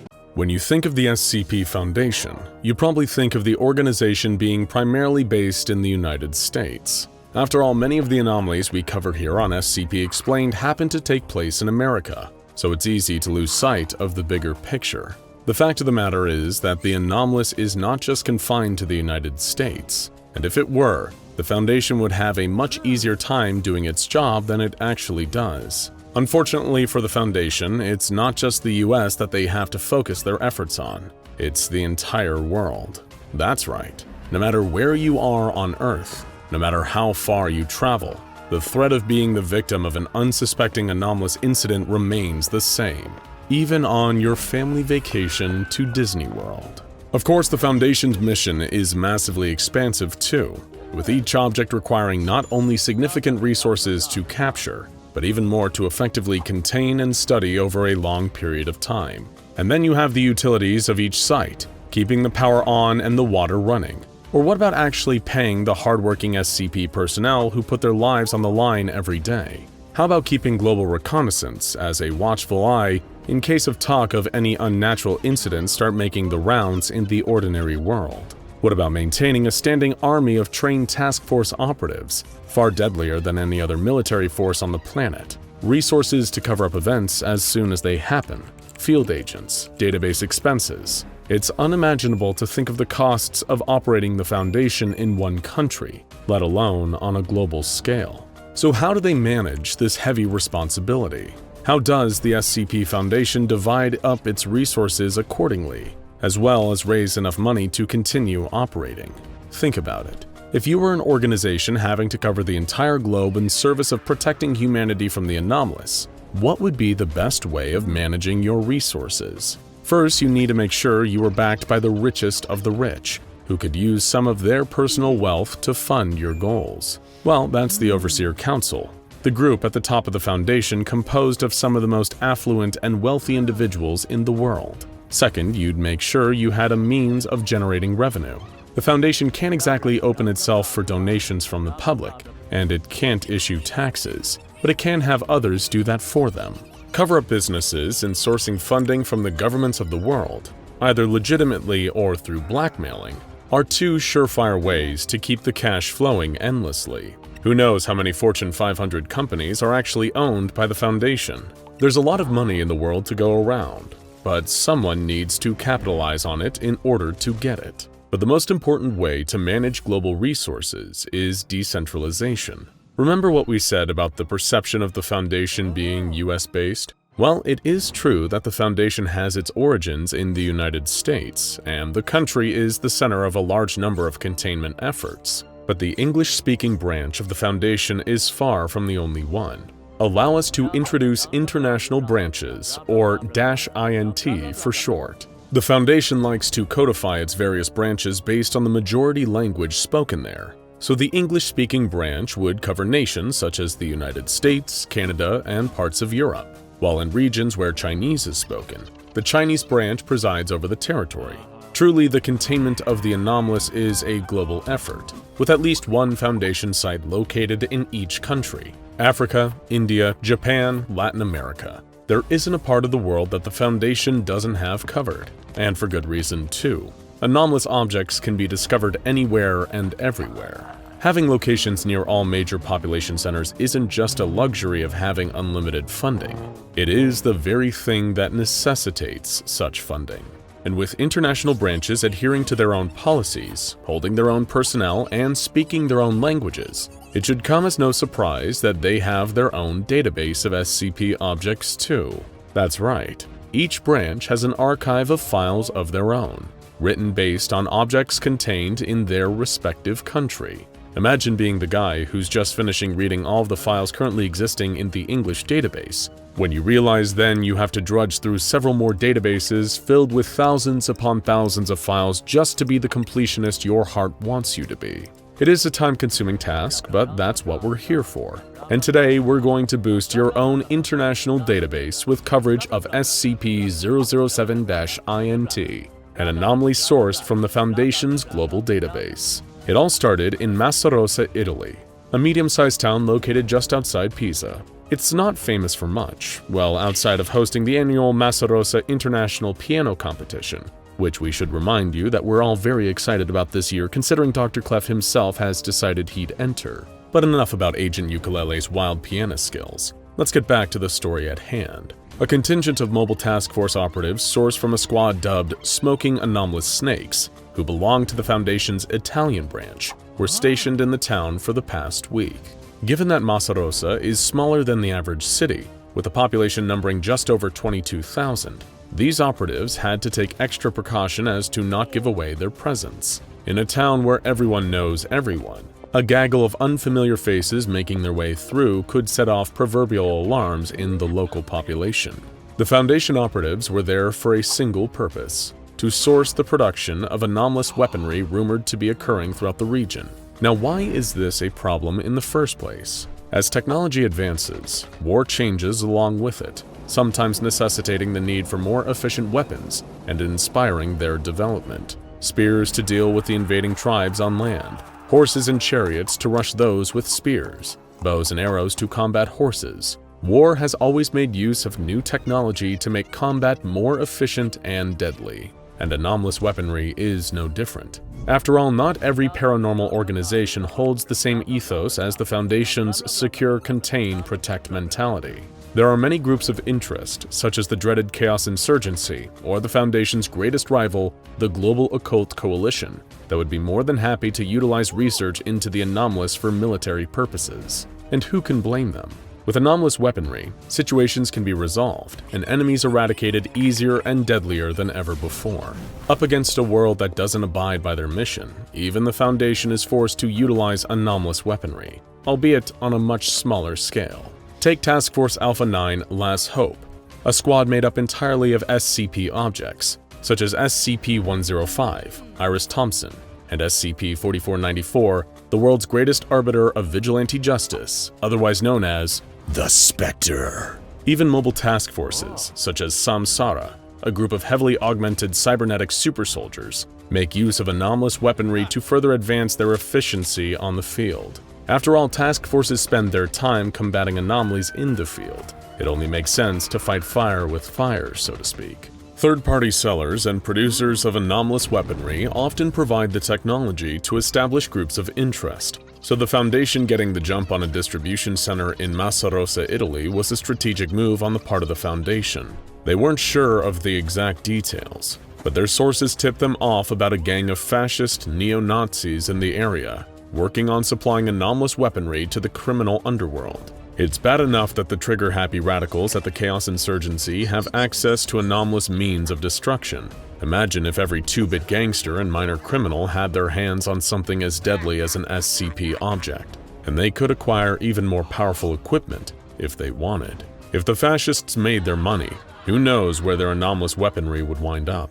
The Foundation wasn't sure what they were manufacturing, but they were positive that it wasn't good. Their source explicitly described it as a weapon that could change the course of war as they understood it. A living, breathing shield. Naturally, the Foundation was just as interested in potentially finding a purpose for this mystery weapon as they were in taking it out of the hands of the black market suppliers. What uses could it hold in the field? Could it provide an extra layer of protection for the Foundation operatives? The operatives were compiled from a vanguard and reconnaissance team, and were the only ones the resource-strained Italian branch had available for the job. They spent days combing through the town until they stumbled upon what they believed to be a hideout for the gang. While attempting to investigate, a mysterious man ran out in front of the team, darting towards them from across the street. The team went to shoot, but hesitated after realizing that the man was accompanied by a mysterious silver balloon-like entity ominously floating above his shoulder. Not only that, but he was wearing a full suit of protective equipment, almost like a beekeeper's suit. The operatives opened fire at the unidentified target, but before their bullets could make contact, the silver balloon began bubbling and spread itself across the man's body like a protective sheet. It was then they knew they found their living shield. The bullet slid right off the man, hitting the liquid covering him and immediately being negated by its anomalous properties. Then, before the team could react, the liquid shot forward, detaching from the man's body and latching onto a Foundation operative. The silver gel began to writhe and constrict, attempting to absorb the operative through his protective gear. In a quick executive decision, the team lead made the choice to put the operative, who was in the midst of being absorbed by the gel, out of his misery. After all, they couldn't take risks when dealing with an unknown anomaly, especially one that they already knew was being utilized as a deadly weapon. As soon as the body dropped dead, both the liquid and the gang member took off through the streets, and the Foundation gave pursuit. The Foundation chased the man through the narrow maze-like streets of the town, with the silver liquid tailing after them and attempting to absorb even more operatives. Thankfully, the gel wasn't fast. The man, however, was another story. The operatives chased and chased, indiscriminately unloading a salvo of bullets into the general area. A few struck, puncturing the man's skin and causing him to bleed. Following the trail of blood, the Foundation was able to corner him into a street alley. But then, all of a sudden, the gel burst through the concrete wall the man was backed up against, the anomaly now larger than ever. The goo reconnected with the man, shielding him from the Foundation's firepower and allowing him to run away and escape. The Foundation briefly retreated and reconvened with their superiors to try to find the best strategy to move forward. They then took to the streets again, searching for the man and any trace of the anomaly. They found bits of the liquid strewn through the streets, squirming and writhing. Unlike the first batch, these bits were able to be neutralized via regular bullets. Their search eventually bore fruit, and they found the man patching himself up in a nearby cellar. He had a briefcase, and the area around him seemed to be a type of laboratory. Still, they were unable to find the silver balloon anomaly. The operatives, with weapons drawn, attempted to speak with the man, but he lashed out and shot at them, prompting them to shoot back, immediately killing him. They weren't able to get much information from him, but it was an act of self-defense. The Foundation, now with their only source of information gone, resorted to looking through the rest of the basement. They found a series of documents held inside the room, all written in Italian. They also found a tunnel leading outside the town and a small cart that was intended to be used to transport cylinders containing the silver liquid out of Massa Rosa. The Foundation was very quick to stop this anomaly from getting out on the black market, as it seemed like this was a distribution and testing center. But with the man dead and the gel contained, they realized their mission was complete and collected all remaining documents and traces of the silver liquid anomaly. In a joint effort between the Italian and Lusophone branches, the liquid was transported to Brazil for further research and classified as SCP-007-INT. The Lusophone branch's Board of Superintendents had made the decision earlier that SCP-007-INT held historical and research significance for the two branches, as some of the task force members that aided in the capture of the anomaly were sourced from Brazil. The documents were shared between both branches, and chemical research on the object was conducted. Immediately, the Foundation discovered the reason why the liquid responded so quickly to the man who was distributing it, and why it works perfectly as a living shield. SCP-007-INT is sentient and capable of recognizing patterns and portraying emotion, albeit to small degrees. Research into SCP-007-INT's composition and responses to stimuli in a lab environment continued, but one researcher from the Italian branch noted that this wasn't the first time they had encountered an anomaly like this. When dealing with a group of organizations known as the Fascist Council of the Occult, the Foundation discovered a heavily redacted and secret anomalous weapon with certain properties similar to SCP-007-INT. While the details of this weapon were lost to the database and above our clearance level, we can assume that due to the Nazi connection between the man distributing the liquid and the Fascist Council of the Occult, that portions of SCP-007-INT managed to make their way to the black market and proliferate the criminal underworld. But when all the research was said and done, what was SCP-007-INT? The studies were conducted as a joint operation between the two branches, and as a result, allowed for a significant amount of testing. Researchers found that the gel was adaptable, durable, and intelligent to a certain degree, but they also discovered that their data was incredibly similar to another anomaly in their database, recorded by the Luciphone branch's predecessor, the Scientific Academy of the Anomalous. You see, the Foundation hasn't been around forever. Before it, the anomalous containment world was decentralized and composed of tinier organizations, and this was one of them. As it turns out, this organization recorded data remarkably similar to SCP-007-INT, but the details of the research was lost due to an incident involving rogue agents defecting from the organization.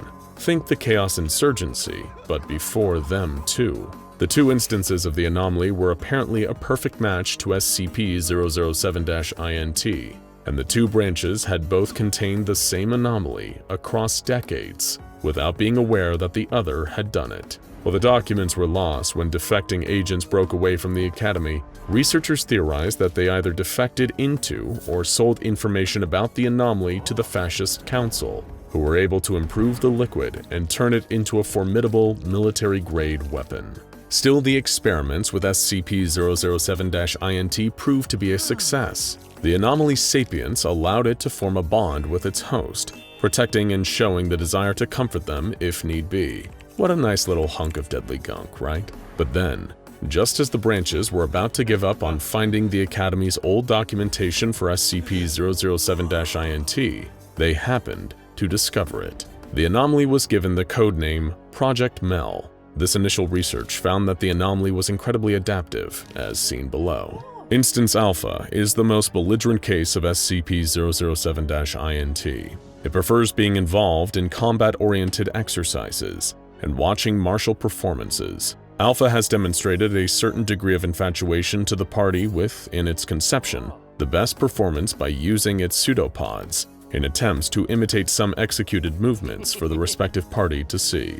Instance Beta is an exemplary case of personality. I've witnessed Beta abducting a stuffed penguin, irresponsibly given by one of its operators, to demonstrate affection. Beta also displayed excitement when presented with pictures of penguins. An extraordinary situation involving Beta happened when it parted itself. Its copy assumed the form of a penguin, which Beta proceeded to care for in the likeness of an animal companion. Beta protected and guided the copy through the training course, until the spontaneous expiration thereof. Instance Gamma possesses a particularly high physical intelligence. It is expressly competent in solving movement-related problematics, such as obstacle courses involving the manipulation of sensitive objects, and complex movement and transformation patterns. Interestingly, Gamma has been seen reacting to music by dancing to the respective rhythm.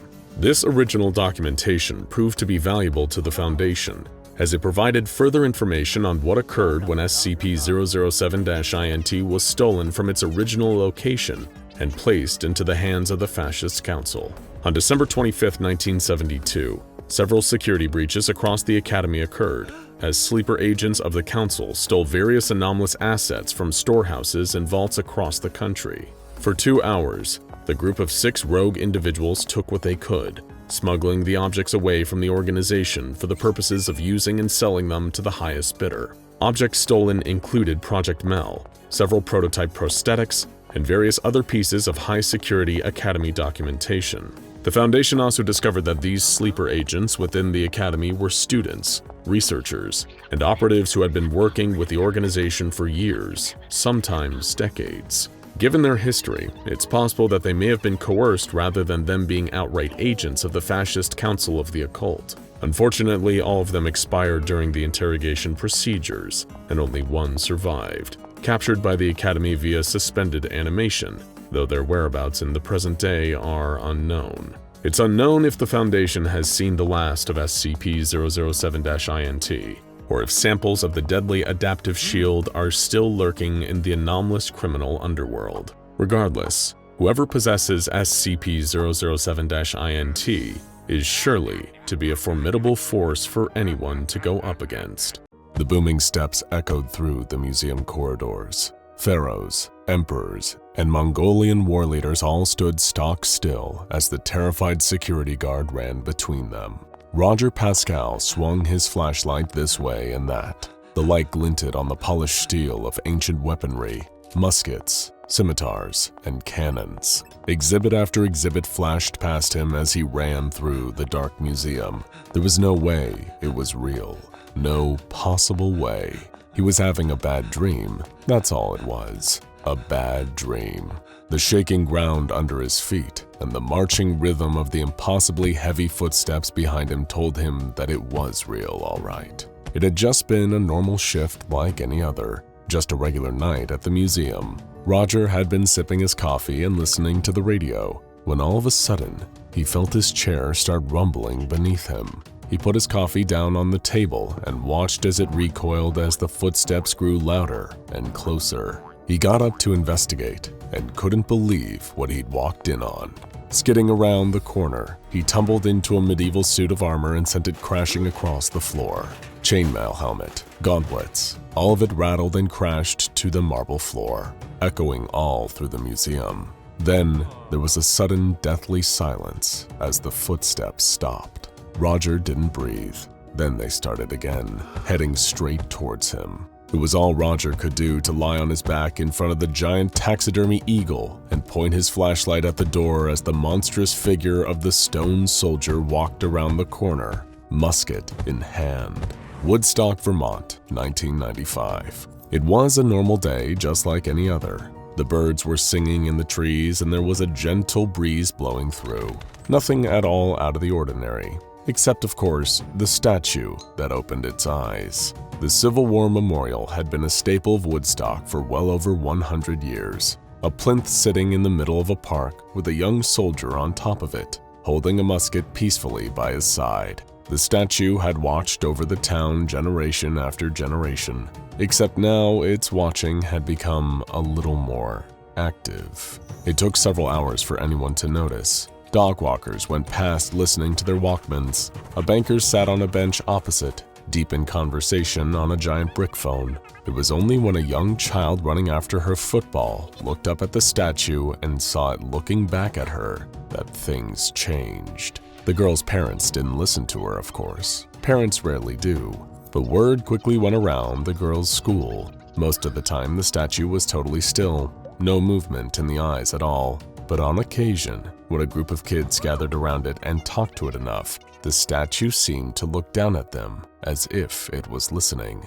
But that was it. No grown-ups were particularly interested in what the children were saying, and even a lot of the children who saw it went home, concluding that they must have been imagining things. So 6 months went by without anyone really paying the statue much attention. That was until it fired its gun.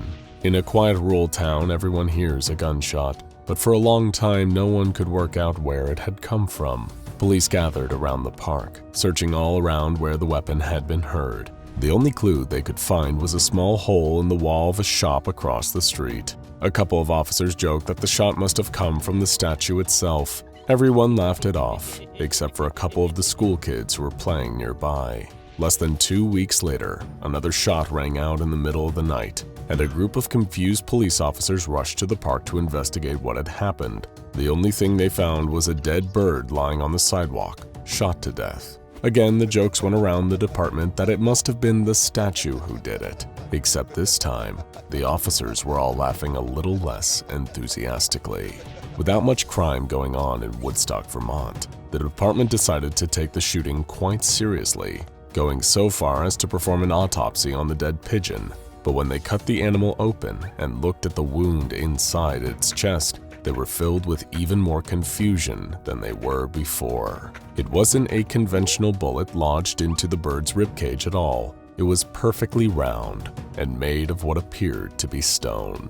But the next shot that rang out from the memorial park was unmistakable. It was a weekend in the middle of the summer vacation, so the park was full of families all sitting around having picnics, barbecues, and staring up at the sky watching the birds circle lazily overhead. Bang! One of the pigeons exploded in a burst of feathers and plummeted out of the sky, landing on the sidewalk in front of the whole town. In shock, all of the townsfolk turned around to see the stone statue down on one knee with his musket on his shoulder. The statue looked down at all of them, surprised at the attention, then quickly got back to its feet and resumed its normal stance. Reports flooded all the local papers and news stations. The event was blamed on mass hysteria, a kind of group hallucination where everyone was somehow sharing the same story. But the number of people coming forward with the exact same account was irrefutable evidence. That's where the Foundation had to step in. In January 1996, containment procedures began, and the statue was given the designation SCP-011. Of course, a large contingent of agents suddenly appearing in a small town would raise a lot of suspicion, so the Foundation had to move very cautiously. One agent at a time, the Foundation established itself in Woodstock and began to study the statue day in and day out. By sitting on park benches, even looking through cutout holes in newspapers, and wearing fake outfits so as not to arouse suspicion. Steadily over time, the statue appeared to gain either a heightened mobility or just a renewed sense of confidence. While much of the time it did remain standing immobile, it would begin to occasionally stretch when it thought no one was looking and glance this way and that in apparent annoyance with the birds circling over its head. The shooting steadily grew more regular. Foundation agents observed several birds being picked out of the sky by the musket fire of SCP-011 over the following weeks. A clear pattern started to emerge. The statue would only fire at birds that seemed to be flying above it or getting too curious about it. In fact, the more fecal matter built up on the statue, the more aggressive it would be. Both in its body language and mood seemed to sour the dirtier it got. While there were initial concerns about the SCP potentially turning its rifle towards the local townspeople, these worries were largely dismissed as SCP-011 gradually started to build up a rapport with those around it. Before long, the caretakers of the park were having exchanges with the SCP. These exchanges started with the caretakers speaking directly to the SCP, and it nodding or subtly acknowledging the things they said. But over time, the interactions grew more and more personable. In the year 2000, SCP-011 spoke for the first time. It had just fired its rifle, picking off a pigeon from over 200 feet away, when a caretaker mildly exclaimed, "Nice shot!" The statue smiled, dipped his hat to the caretaker and said, "Thank you," in a gravelly voice. This marked a significant change in the Foundation's approach to the containment of SCP-011. Up until this point, the SCP was considered a broadly harmless member of the local town community. However, its ability to speak raised concerns as to this SCP's development. 4 years ago, it had been an immobile statue with nothing out of the ordinary to raise any suspicions among those around it. Where would its cognitive development end? Now that it had gained the ability to talk, groundskeepers and agents posing as groundskeepers struck up conversations with SCP-011 as often as possible. At first, these exchanges were brief, but over time, the SCP became steadily more vocal, until soon it was engaged in intellectual debates and sharing its views on the world with anyone who would listen. It was becoming clear that new containment measures were needed. In fact, SCP-011 soon lost interest in shooting birds. Or rather, the SCP was persuaded to stop shooting birds. While the prospect of having animals defecate on it still appeared to anger the statue, the Foundation was able to explain through ideological grounds why shooting birds was a disproportionate response relative to the minor harm they were doing to it. Keen to engage in philosophical and ethical discussions, the statue was very open to hearing the Foundation's viewpoint on the issue, and having sufficiently considered all sides of the debate, decided that it would, in fact, be better for the well-being of all involved if it stopped shooting the birds from the sky. In return, the caretakers and Foundation agents promised to do their best to clean it regularly and keep the animals at bay. But with word of this bizarre tourist attraction steadily gathering momentum as the age of email began to take off, the Foundation decided that it would be best to relocate SCP-011 entirely. However, agents who had been living in Woodstock for the prior 4 years were hesitant to relocate the entity to a test chamber or storage facility. The benefits that it had brought to the local community far outweighed the risks and threats that it posed. The statue had become a local celebrity, smiling and waving at children who went past, and even offering brief history lessons to any confused tourists who found themselves wandering through the park. Most just assumed it was a person in gray paint. It was Agent Khan who came up with the idea of relocating SCP-011 to a museum. Being kept indoors, away from the dangers of any fecal bombing runs, was the main priority. Khan argued that within a museum, the statue would blend in seamlessly with the exhibits around it. Furthermore, if anyone did see the statue move or talk, they would assume that it was an interactive exhibit and treated as such. Having shown a real love for academia, history, and debate, Khan believed that SCP-011 would benefit greatly from being in such a setting, both learning and eventually even teaching about the history of the American Civil War. However, when all these arguments were put forward to the statue itself, it was hesitant. Having spent the entirety of its cognitive existence standing on the same plinth, shooting at the same pigeons, the idea of relocating to somewhere new and unknown was very intimidating. Even with the soldier's mindset, SCP-011 was still feeling incredibly nervous about the idea of moving house. Agent Khan and SCP-011 found themselves locked in a stalemate. Try as she might, convincing the SCP to leave its current home was like talking to a brick wall, or rather, a stone wall. The pair of them ended up dropping the conversation for a couple years, focused instead on psychiatric evaluations and history lessons for the SCP. In 2002, the Foundation officially declared that SCP-011 had achieved sentience with a great enough level of self-awareness to pass as a normal human being, aside from the fact that it was composed entirely of stone. For 2 years, Agent Khan talked to SCP-011 every day on the park bench. The slats on the bench had to be replaced several times as the weight of the statue broke through them, snapping them clean in half on several occasions. During this period, the pair of them built up a rapport rarely seen between humans and SCPs. So much so that in 2004, Agent Khan managed to convince SCP-011 to move to a local museum on one condition: she would go as well. The Foundation agreed to the terms, deciding that Khan could take on the role of being a researcher in the museum. That way, she could keep an eye on SCP-011 and report any activities, while the Foundation officially relinquished control over the SCP. What happened next was perhaps rather predictable, or at least it would be predictable to anyone who had worked with Agent Khan and SCP-011 during that time in Vermont. As the pair of them moved into their new lives at the museum, romantic feelings blossomed between them. Seeing as SCP-011 is officially outside of the SCP Foundation's jurisdiction, there has been no official inquiry into the nature and practicalities of the relationship between the woman and the statue. But from the reports that make their way to the Foundation every 3 months, it is clear that both are very much enjoying the privacy of their new arrangement. Roger Pascal closed his eyes, imagining the barrel raising higher and higher until it was pointed squarely at his face. He had been told by his bosses not to ask questions about the origins of the statue that had suddenly appeared in the Civil War section.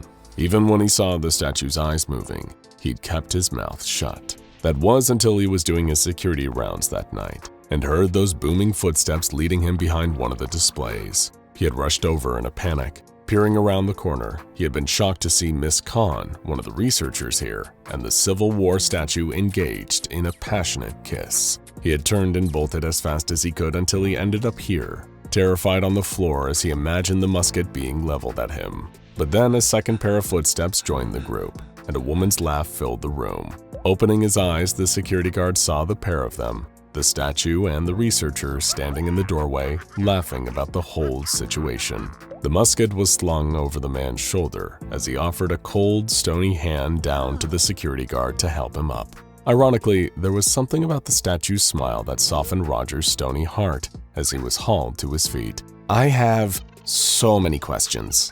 Agent Lane's eyes scanned over the document he'd been sent. The decryption program had finished unraveling the sensitive data that the SCP Foundation's cybersecurity kept hidden beneath layers of encryption. It had been a few hours since he'd received the leaked document, sent to him from a mole that had been active within the ranks of Foundation personnel for some time.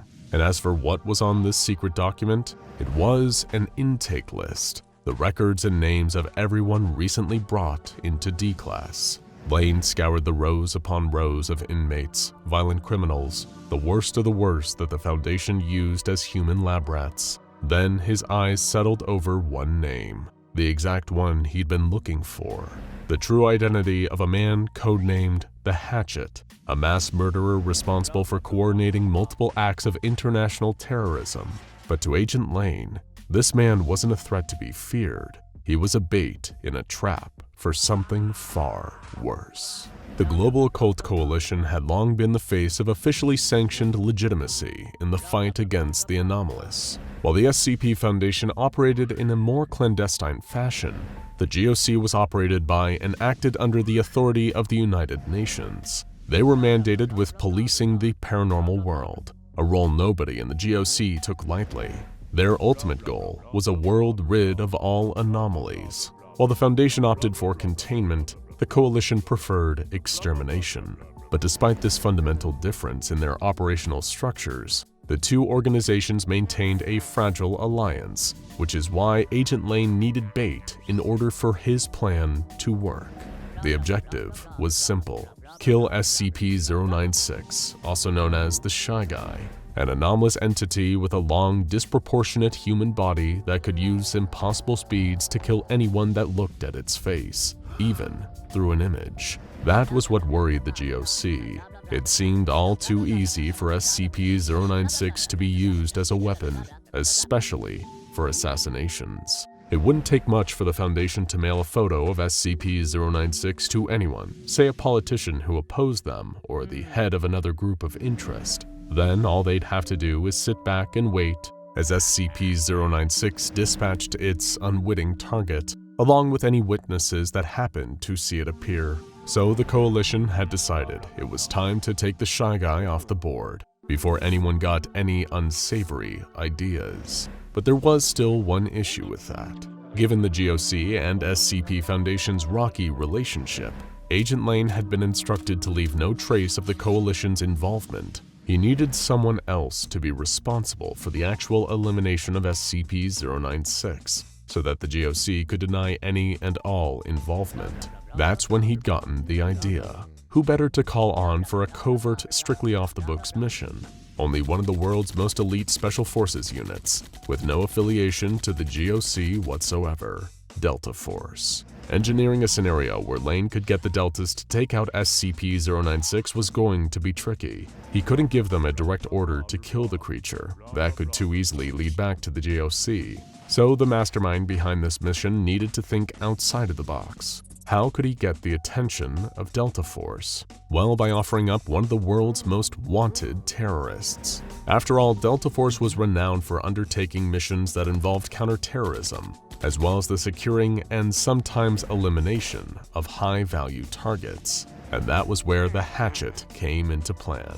Given the severity and extreme nature of his many crimes, he was certainly considered high value by the US government. However, it was while awaiting trial that the Hatchet had disappeared under mysterious circumstances. The official story was that he had died in prison following a fight with another inmate, but rumors circulated about an escape attempt. Of course, neither were correct. Now Agent Lane knew the truth. The Foundation had him, which means he was within the reach of the GOC. Issuing a coded command to his mole working inside the SCP Foundation, Lane instructed that the Hatchet would be making an escape of sorts. At least that's how it would appear, but it would be completely staged. Under the cover of night, the mole drugged and kidnapped the Hatchet, breaking open an air vent and making it look like someone had crawled their way through. Nobody had, and instead the Hatchet was carried unconscious to a Foundation vehicle the mole had hotwired. If he drove off in his own car, the Foundation would be able to trace the escape back to him, and then the GOC. Bundling the terrorist into the trunk, the mole drove several miles away from the Foundation site to an extraction point where Agent Lane was waiting. "So he's how you're gonna lure out the Delta Force," the mole said as he and Lane lifted the Hatchet aboard the chopper. "But how are you going to get SCP-096 to come out too? The Foundation keeps it crying in that cell." "They can't stop it getting out when someone sees it though, right?" Lane replied. "Yeah, it moves way too fast," the mole confirmed. "All someone has to do is look at it, and it can get out even when they look at a picture of it." The agent finished his sentence. "Oh," the mole gasped, realization spreading across his face. "Our friend the Hatchet here isn't just bait to lure out Delta Force," Agent Lane explained. "He's bait for both. SCP-096 and Delta will both be coming after him." That way, as far as the Foundation knows, SCP-096 will be killed during a standard Delta Force mission to recapture an on-the-run terrorist mastermind. And meanwhile, the GOC gets complete deniability. It was nothing to do with us, we weren't involved. Perfect scapegoat, the mole commented. Thing is, if this is meant to be such a covert mission, then why risk security by telling me? Dead man don't talk. Agent Lane replied quietly, pulling a silenced handgun from his holster and squeezing the trigger, firing 3 times for good measure. With the loose end tied up, nothing linked the global occult coalition to the hatchet's apparent escape. Sure enough, the Foundation fell for it, hook, line, and sinker. While they were busy locking down the facility, sealing the air vents that they believed their D-class prisoner had escaped through, Agent Lane had the hatchet handcuffed, securely under lock and key. The helicopter took them a short distance to a quiet airstrip, where they boarded an uncharted plane to a safe house. To avoid any further links to the GOC, Lane had to transport the hatchet as off the grid as possible until he got him to their destination. Even then, the safe house couldn't be one that the GOC had ever used before. Any link in the Foundation or Delta Force would smell a rat. The leaked intelligence that was soon received by Delta Force seemed to confirm their worst fears. Not only was the hatchet still alive, but he was free and apparently hiding out in a safe house. While they would never publicly acknowledge the unit's activities, the Department of Defense issued an objective to Delta Force: track down the hatchet to his current location and either capture him or kill him. A squad of some of the most highly trained United States troops were assembled. Before joining Delta Force, most of them had been recruited from the elite 75th Ranger Regiment, as well as from other branches of Special Forces and the wider U.S. Army. The team wasn't told by their commander, whose identity was classified, where they were going. All the information they were given was only the essentials, just that there was a high-value target holed up in a safe house. Although they had no idea there would actually be 2, only the second was unlike anything the Deltas had ever seen. Agent Lane was watching over hidden infrared cameras. They were sent to cut out the minute the lights came on. No point in going through all this trouble, only to see 096 on his feed and be killed too. Silently, using all the skills and stealth that they had been trained in, the squad of Delta Force operators slipped into the safe house. Their movements were perfectly synchronized, practiced hours and hours at a time. They checked corners. 2 would sweep one room of the building whilst 2 more protected them, and none of them would move on until they confirmed that the area was clear. Floor by floor, they worked their way up the building, ascending closer and closer to where the hatchet was. The operators were fully expecting to meet armed resistance from the hatchet's loyalists when they arrived. The fact that the place was so quiet didn't seem right. In fact, none of the lights were on either. The Delta Force unit needed to wear night vision just to navigate their way around. Despite it seeming suspicious, none of them could have guessed it was intentional. Agent Lane had set everything up to work perfectly. Arriving at one room, the Special Forces troops could hear the sound of someone behind the door. Their voice was muffled, like something was obscuring their mouth and preventing them from speaking. This was it. The team lined up against the nearest wall and placed an explosive charge on the door. With a mighty explosion, the entrance burst wide open, and the team filed in, weapons trained on the room's sole occupant. They could see through the hazy green of their goggles a figure sat in a chair. No, restrained to a chair, with something in front of him.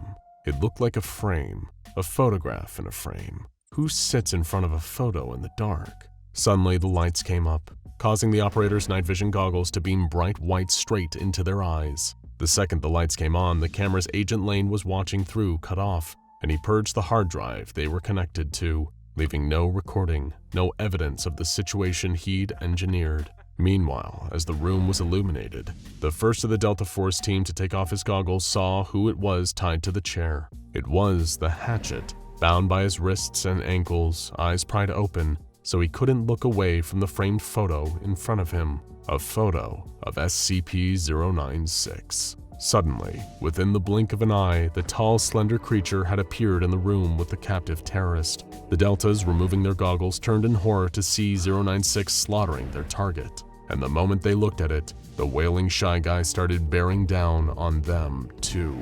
Contact! Their captain yelled. Open fire! Hostile contact! They started shooting, their bullets having little effect on the looming, wiry monster as it came at each of the squad one by one. The muzzle flashes illuminated the oncoming anomaly. Those brief glimpses of it flickering of gunfire made it look all the more horrifying. Screams filled the room, echoing through the building as SCP-096 decimated the team that had unknowingly been sent in to kill it. One of the Deltas was still struggling with his night vision, unable to detach them from his face thanks to a clasp that had gotten stuck. All he could hear were his squad mates around him being killed, but with no way of seeing what was happening. Private! Private! The captain gurgled. He sounded hurt, but the operator couldn't see how badly or what had attacked him. Shoot the thing! Shoot it now! I can't see, sir! He yelled back, goggles still strapped to his face, eyes shut to keep out the searing whiteness. 10 o'clock! The captain replied, directing his subordinate to aim his weapon slightly to the left. There was a sickening twisting sound, and the captain's voice cut out. The private fired, his shot winging the creature. It whimpered, then seemed to vanish as quickly as it had arrived. Pulling a combat knife from the sheath on his belt, the operator was able to cut the strap, keeping the goggles over his eyes. When his vision cleared, he looked around to see an empty room smeared in blood.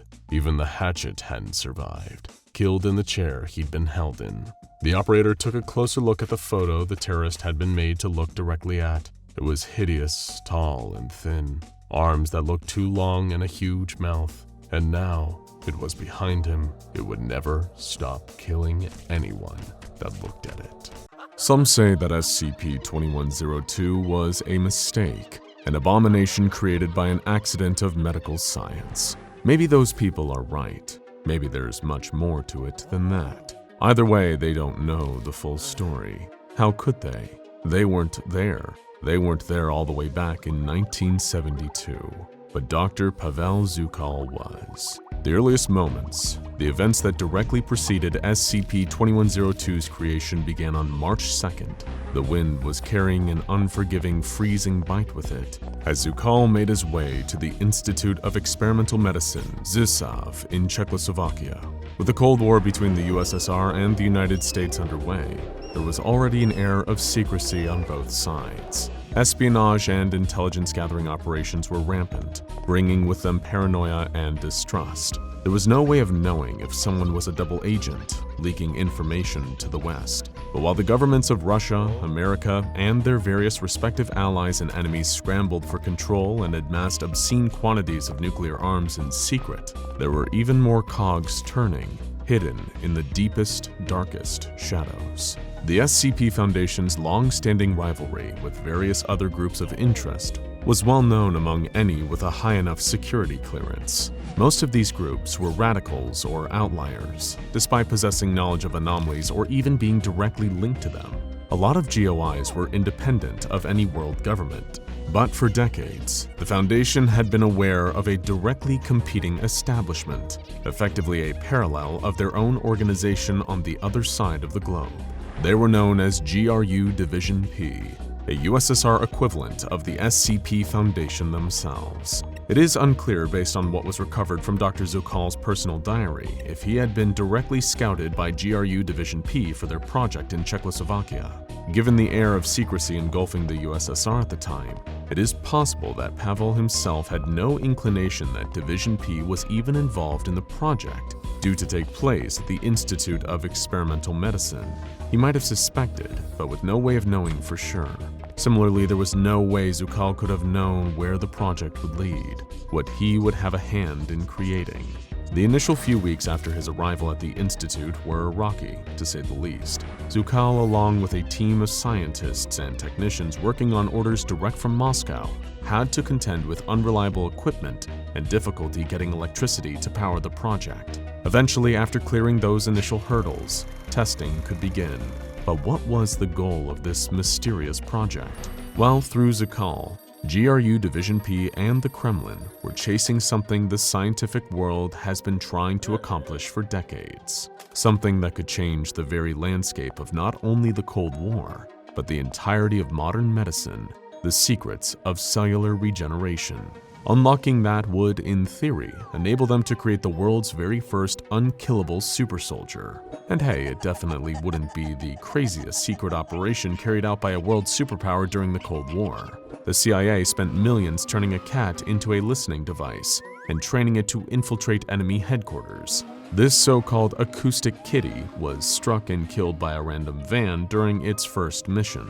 Compared to that, a cell-regenerating super soldier was positively sensible. With a worldwide nuclear arms race already underway, perhaps the project's ultimate goal was to produce an entire army of these self-regenerating troops. With something like that in their hands, the USSR would have the manpower to reinforce their nuclear arsenal, and potentially even soldiers capable of surviving and healing from the effects of an atomic blast. On the 5th of May 1972, the first of the project's human test subjects began to show promising results. They underwent physical trauma at the hands of Zukal and the other scientists, only for their bodies to react much faster than the ordinary healing process would allow. Rapid clotting took place in the affected areas, preventing the subjects from bleeding out. However, this quickly went awry. The clots turned into severe lesions. Realizing this had occurred thanks to Macaulay, one of the other project scientists administering too much neodymium, Zukal chastised his colleague, vowing him to drag him to Moscow personally if another mistake like that ever took place again. Unfortunately, by the last few days of June, Dr. Zukal and his team were no closer to success. Every subject that underwent testing succumbed to the same necrosis. Reducing the amount of neodymium had only made the reaction worse, something Pavel couldn't allow Macaulay to know without the risk of it being held over his head for the remainder of the project. In every instance, the doctors were able to trigger rapid cell division, 50 times faster than that which occurs in the ordinary healing process of human beings. But the biggest drawback was that this division would quickly become uncontrollable. It was creating enough new matter on a cellular level that it would choke each test subject in its own excess waste. As you might expect, Dr. Zukal noted this in his diary that this process wasn't a pretty sight. Come mid-August 1972, the project scientists decided they needed a test subject with more resilience than the average person, and a suitable candidate was provided. He was a counter-revolutionary who had been sentenced to 15 years in a uranium mine as a punishment detail. Despite such an extended period of time under the harsh conditions of the mine and the close proximity to a radioactive element such as uranium, the man managed to survive unscathed. Upon closer examination, this new guinea pig, referred to as X16, had a rate of healing twice as fast as that of an average man. Perhaps it was a random genetic abnormality that made X16 this way, or maybe it was a result of his extensive time in the uranium mines. Either way, it made him the perfect new subject for Zukal's experiments. Initially, Subject X16's preliminary testing results looked promising. The wound healing process was actually taking place now, instead of resulting in necrosis or aborting it as it had with the earlier experiments. In fact, Dr. Zukal seemed to think X16 was healing almost too quickly, but nevertheless, testing continued, although not without a different type of problem. The questionable morality of what they were doing began to set in for Pavel, causing him nights of endless tossing and turning, unable to sleep as he reflected on what he'd done.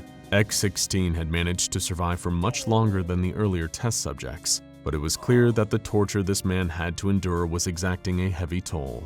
Every day, the doctors would lacerate him, time and time again, recording the results. And every day, he survived, only for the cycle to begin again the next day.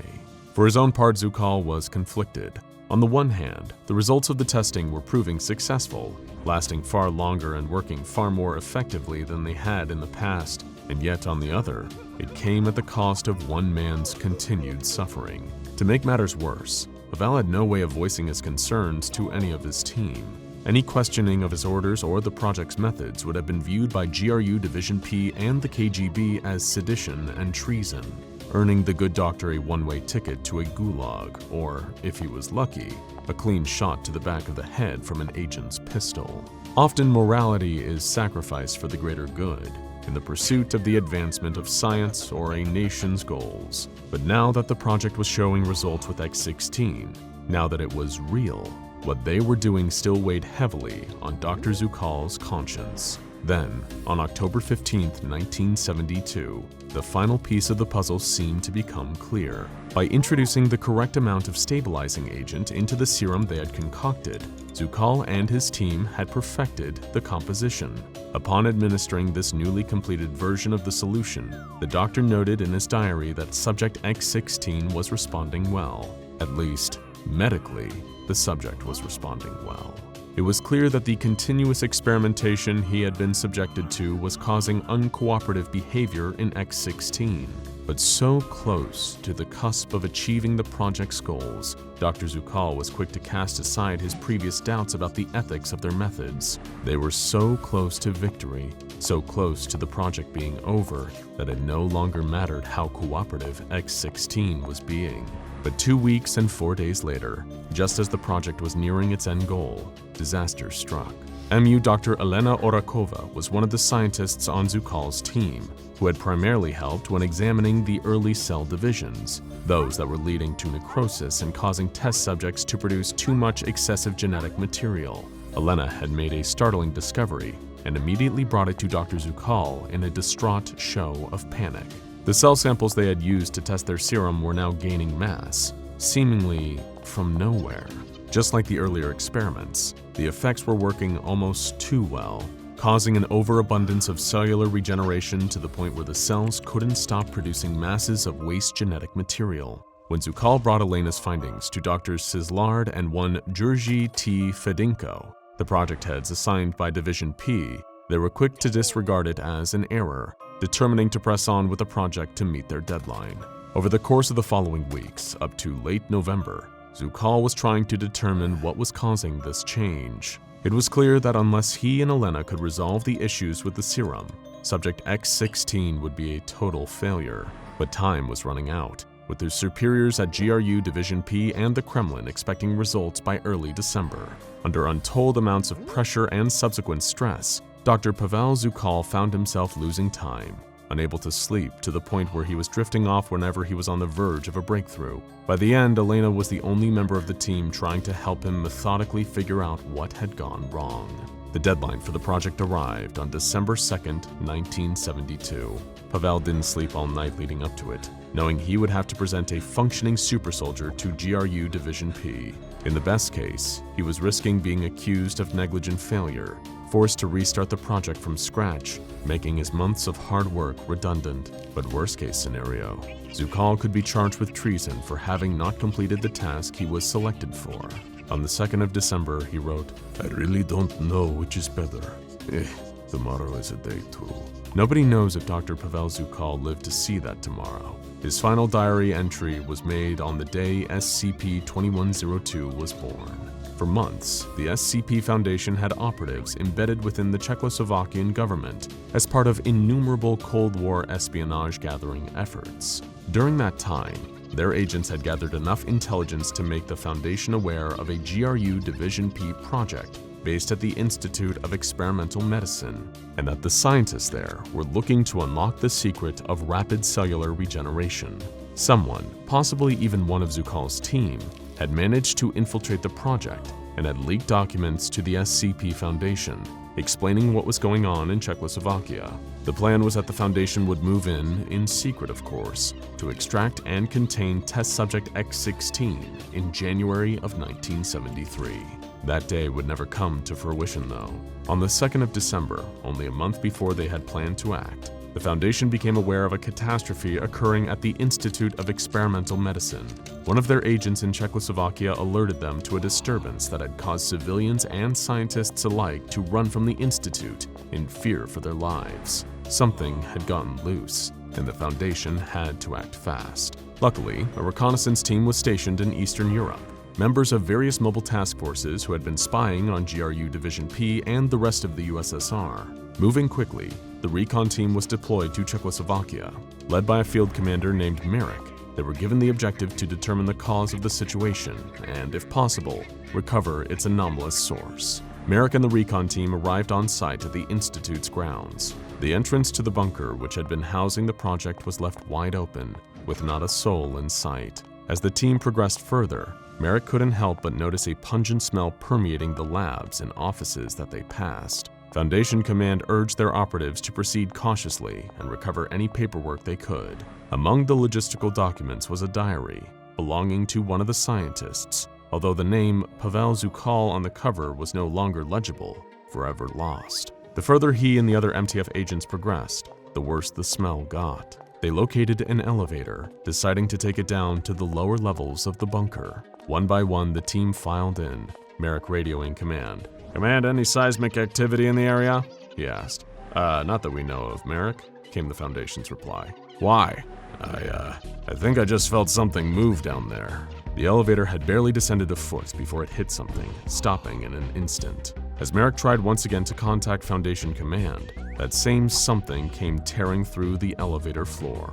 Over the radio, the SCP Foundation were treated to a cacophony of screeching, tearing metal, along with the screams of their own men. What Merrick and his team had encountered may have once been a man, perhaps someone subjected to cruelty and torture, but now all they saw was an amorphous, fleshy mass. Immediately, the recon team opened fire, engaging what they assumed was a raging monster. It probably never occurred to them that they might have just wanted to be free after years of imprisonment, followed by months of horrendous experiments. Minutes later, Merrick was able to get in contact with Command again, locked in a heated battle with the entity. But every round fired, every shot their guns landed, nothing was having any effect. Whenever Merrick dealt damage to the creature, part of it seemed to grow, faster and faster each time.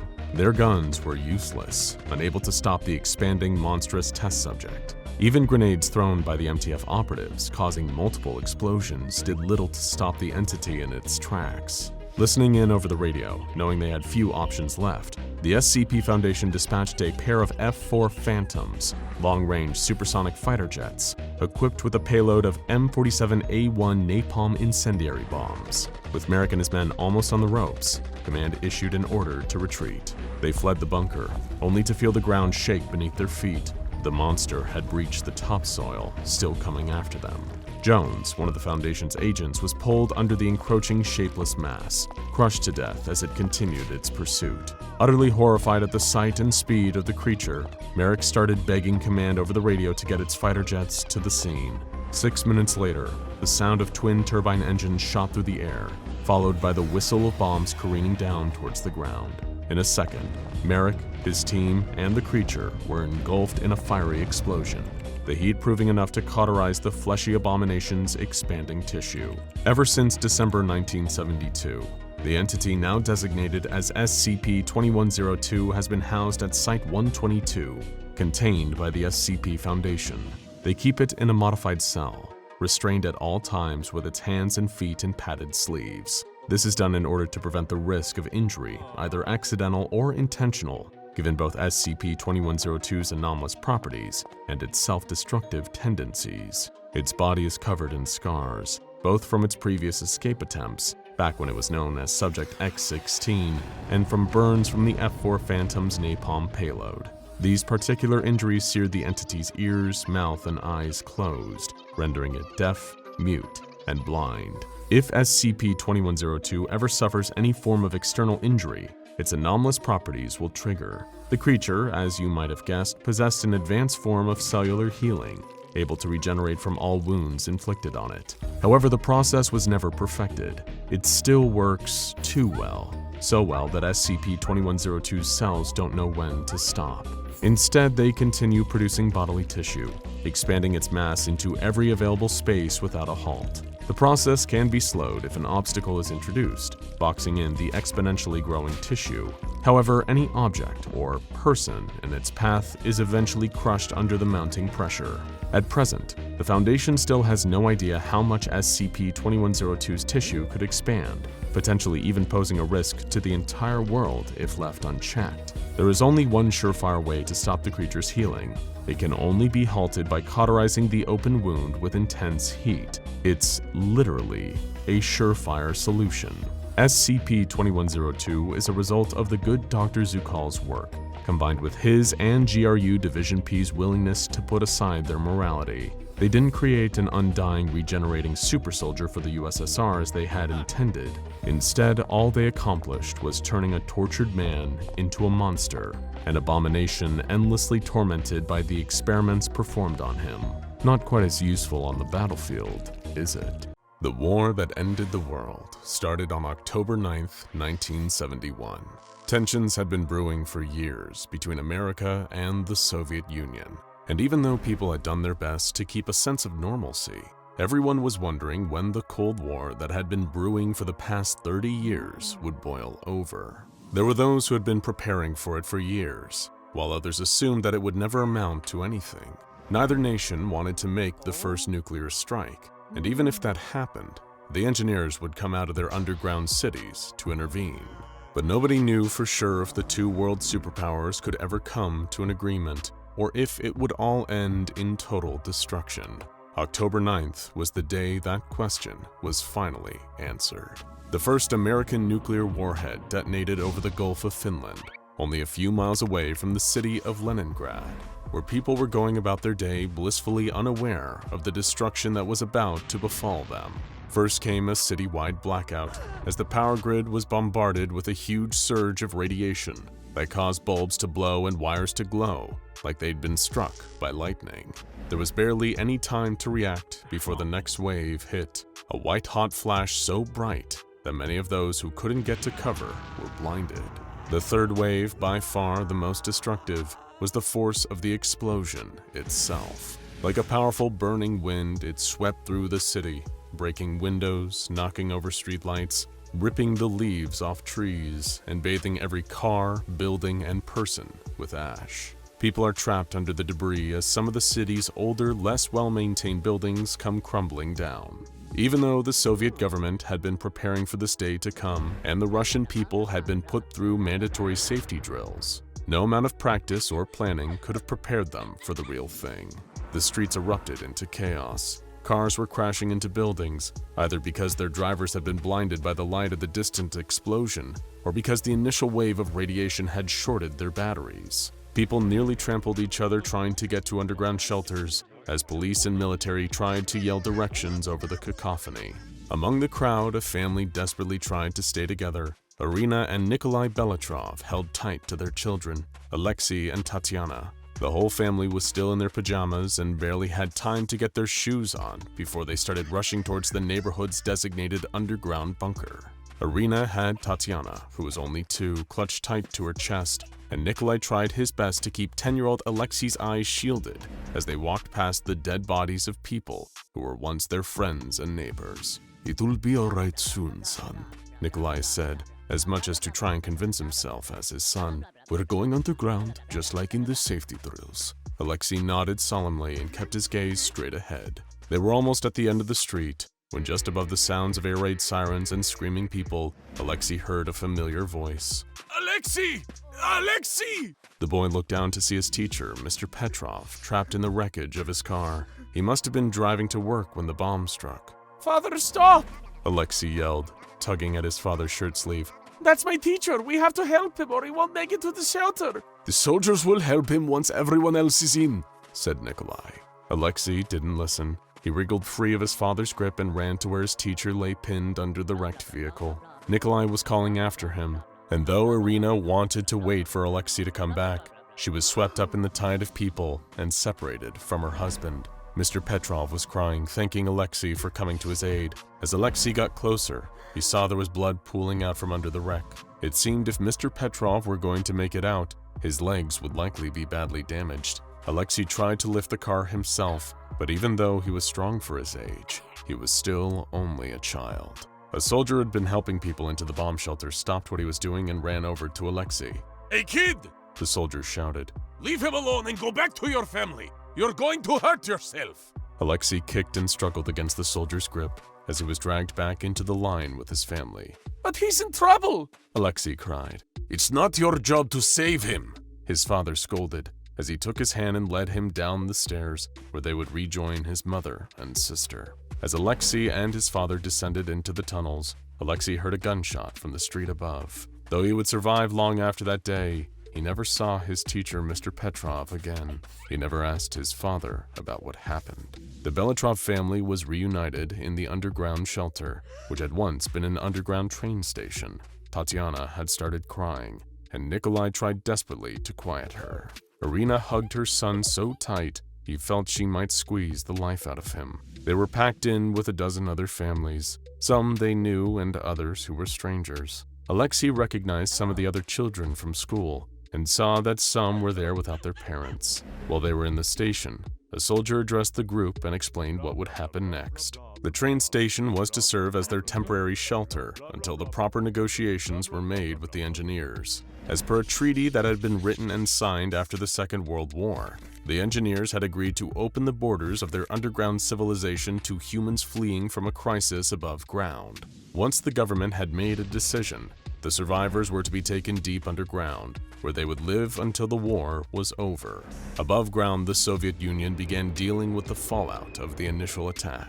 It was clear that America could no longer be dealt with reasonably if they were willing to bomb one of the USSR's biggest cities. Though the bombing had cut communications between Leningrad and Moscow, eventually contact was re-established, and the army was able to radio the Kremlin with a full report on the damage. Leningrad was in ruin, with over a third of the population dead or otherwise too wounded to move underground. Those who had made it underground were receiving treatment from everything from broken bones and blindness to radiation poisoning. In a word, it was chaos. Russian parliament was quick and ruthless in their decision to strike back. On October 12th, Secretary Brezhnev authorized nuclear missiles to be launched at both New York City and Washington, D.C. Millions were killed, and just like in Russia, the survivors retreated underground. America didn't go down without a fight, though, and launched another missile attack, this time at Moscow. It wasn't long before both countries' allies were involved in the conflict as well, with missile strikes coming from France, China, North Korea, Germany, and the United Kingdom.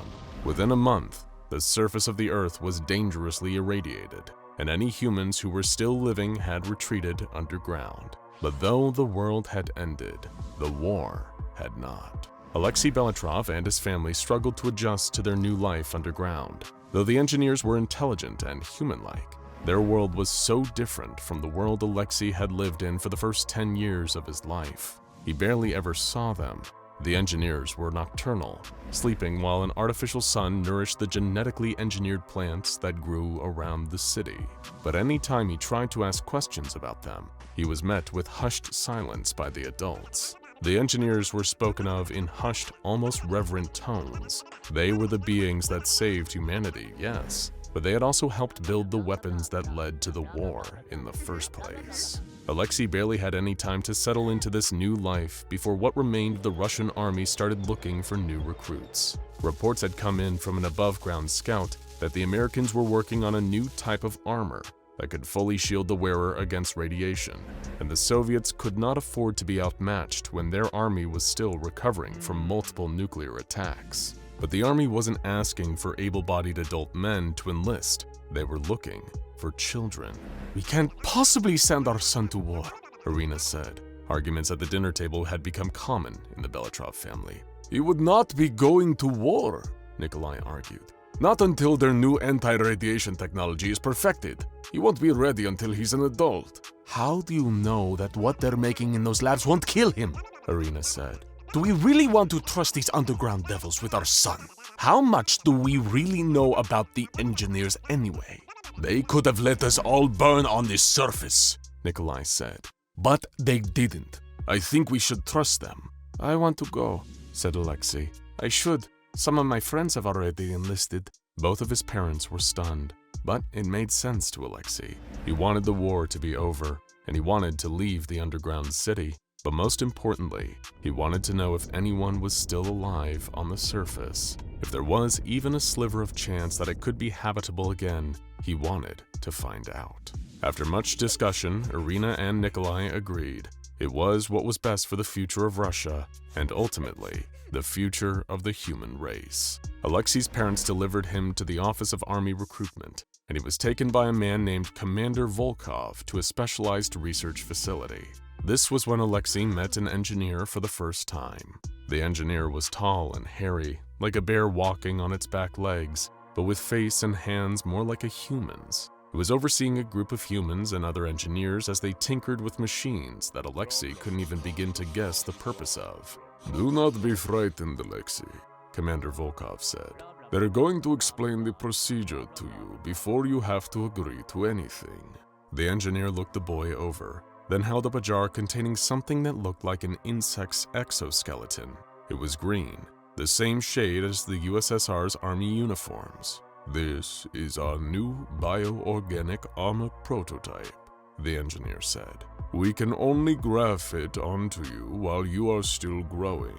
It must grow with you, starting on your back, then moving to your limbs, then your head." Alexei was frightened by the idea, but didn't want to seem weak. He wanted to make sure his father would be proud of him. He was taken into surgery, where the team of engineers and human doctors grafted the plate of bioorganic armor onto his spine. Once the surgery was over, he was wheeled into a recovery room, where he was fed a simple meal alongside all of his friends and classmates. They had all gone through the same procedure. Over the next 8 years, Alexei and his comrades went through the painful process of growing their exoskeleton. Like the engineer had said, it grew with them, but the growth happened in painful spurts rather than gradually. The worst thing about the armor was that it couldn't be removed, but it gave them many advantages to normal soldiers as well. Once it covered Alexei's legs, he found he could jump higher and run farther than any human normally could. When it grew over his arms, it gave him increased strength. By the time he was 18, it had covered his head, giving it a fly-like appearance, but also granting him stereoscopic vision and the ability to hear radio transmissions without the need for any other communication device. During this time, he and the other boys were trained by Commander Volkov, learning how to use the powers granted to them by their exoskeletons for combat. When they were deemed ready, they were all outfitted with shoulder cannons, supply packs, and guns, all of which were also bioorganic and were surgically attached. It had been 8 long years since the end of the world, and Alexei was now able to set foot back on the surface. The world he returned to was almost unrecognizable. There were no signs of life outside of weeds and vines overtaking the irradiated ruins of buildings. Within the first hour of returning to the surface, Alexei gave up any hope of finding survivors. He heard Volkov's voice barking orders through the suit. There was no time to reminisce about the past. The soldiers had a job to do. Want an anomaly of your own? Check out scpswag.com for high-quality SCP merch. Now go check out SCP-2273 Major Alexei Belitrov and what actually happened to Major Alexei Belitrov SCP-2273 tale for more from the story of this interdimensional soldier.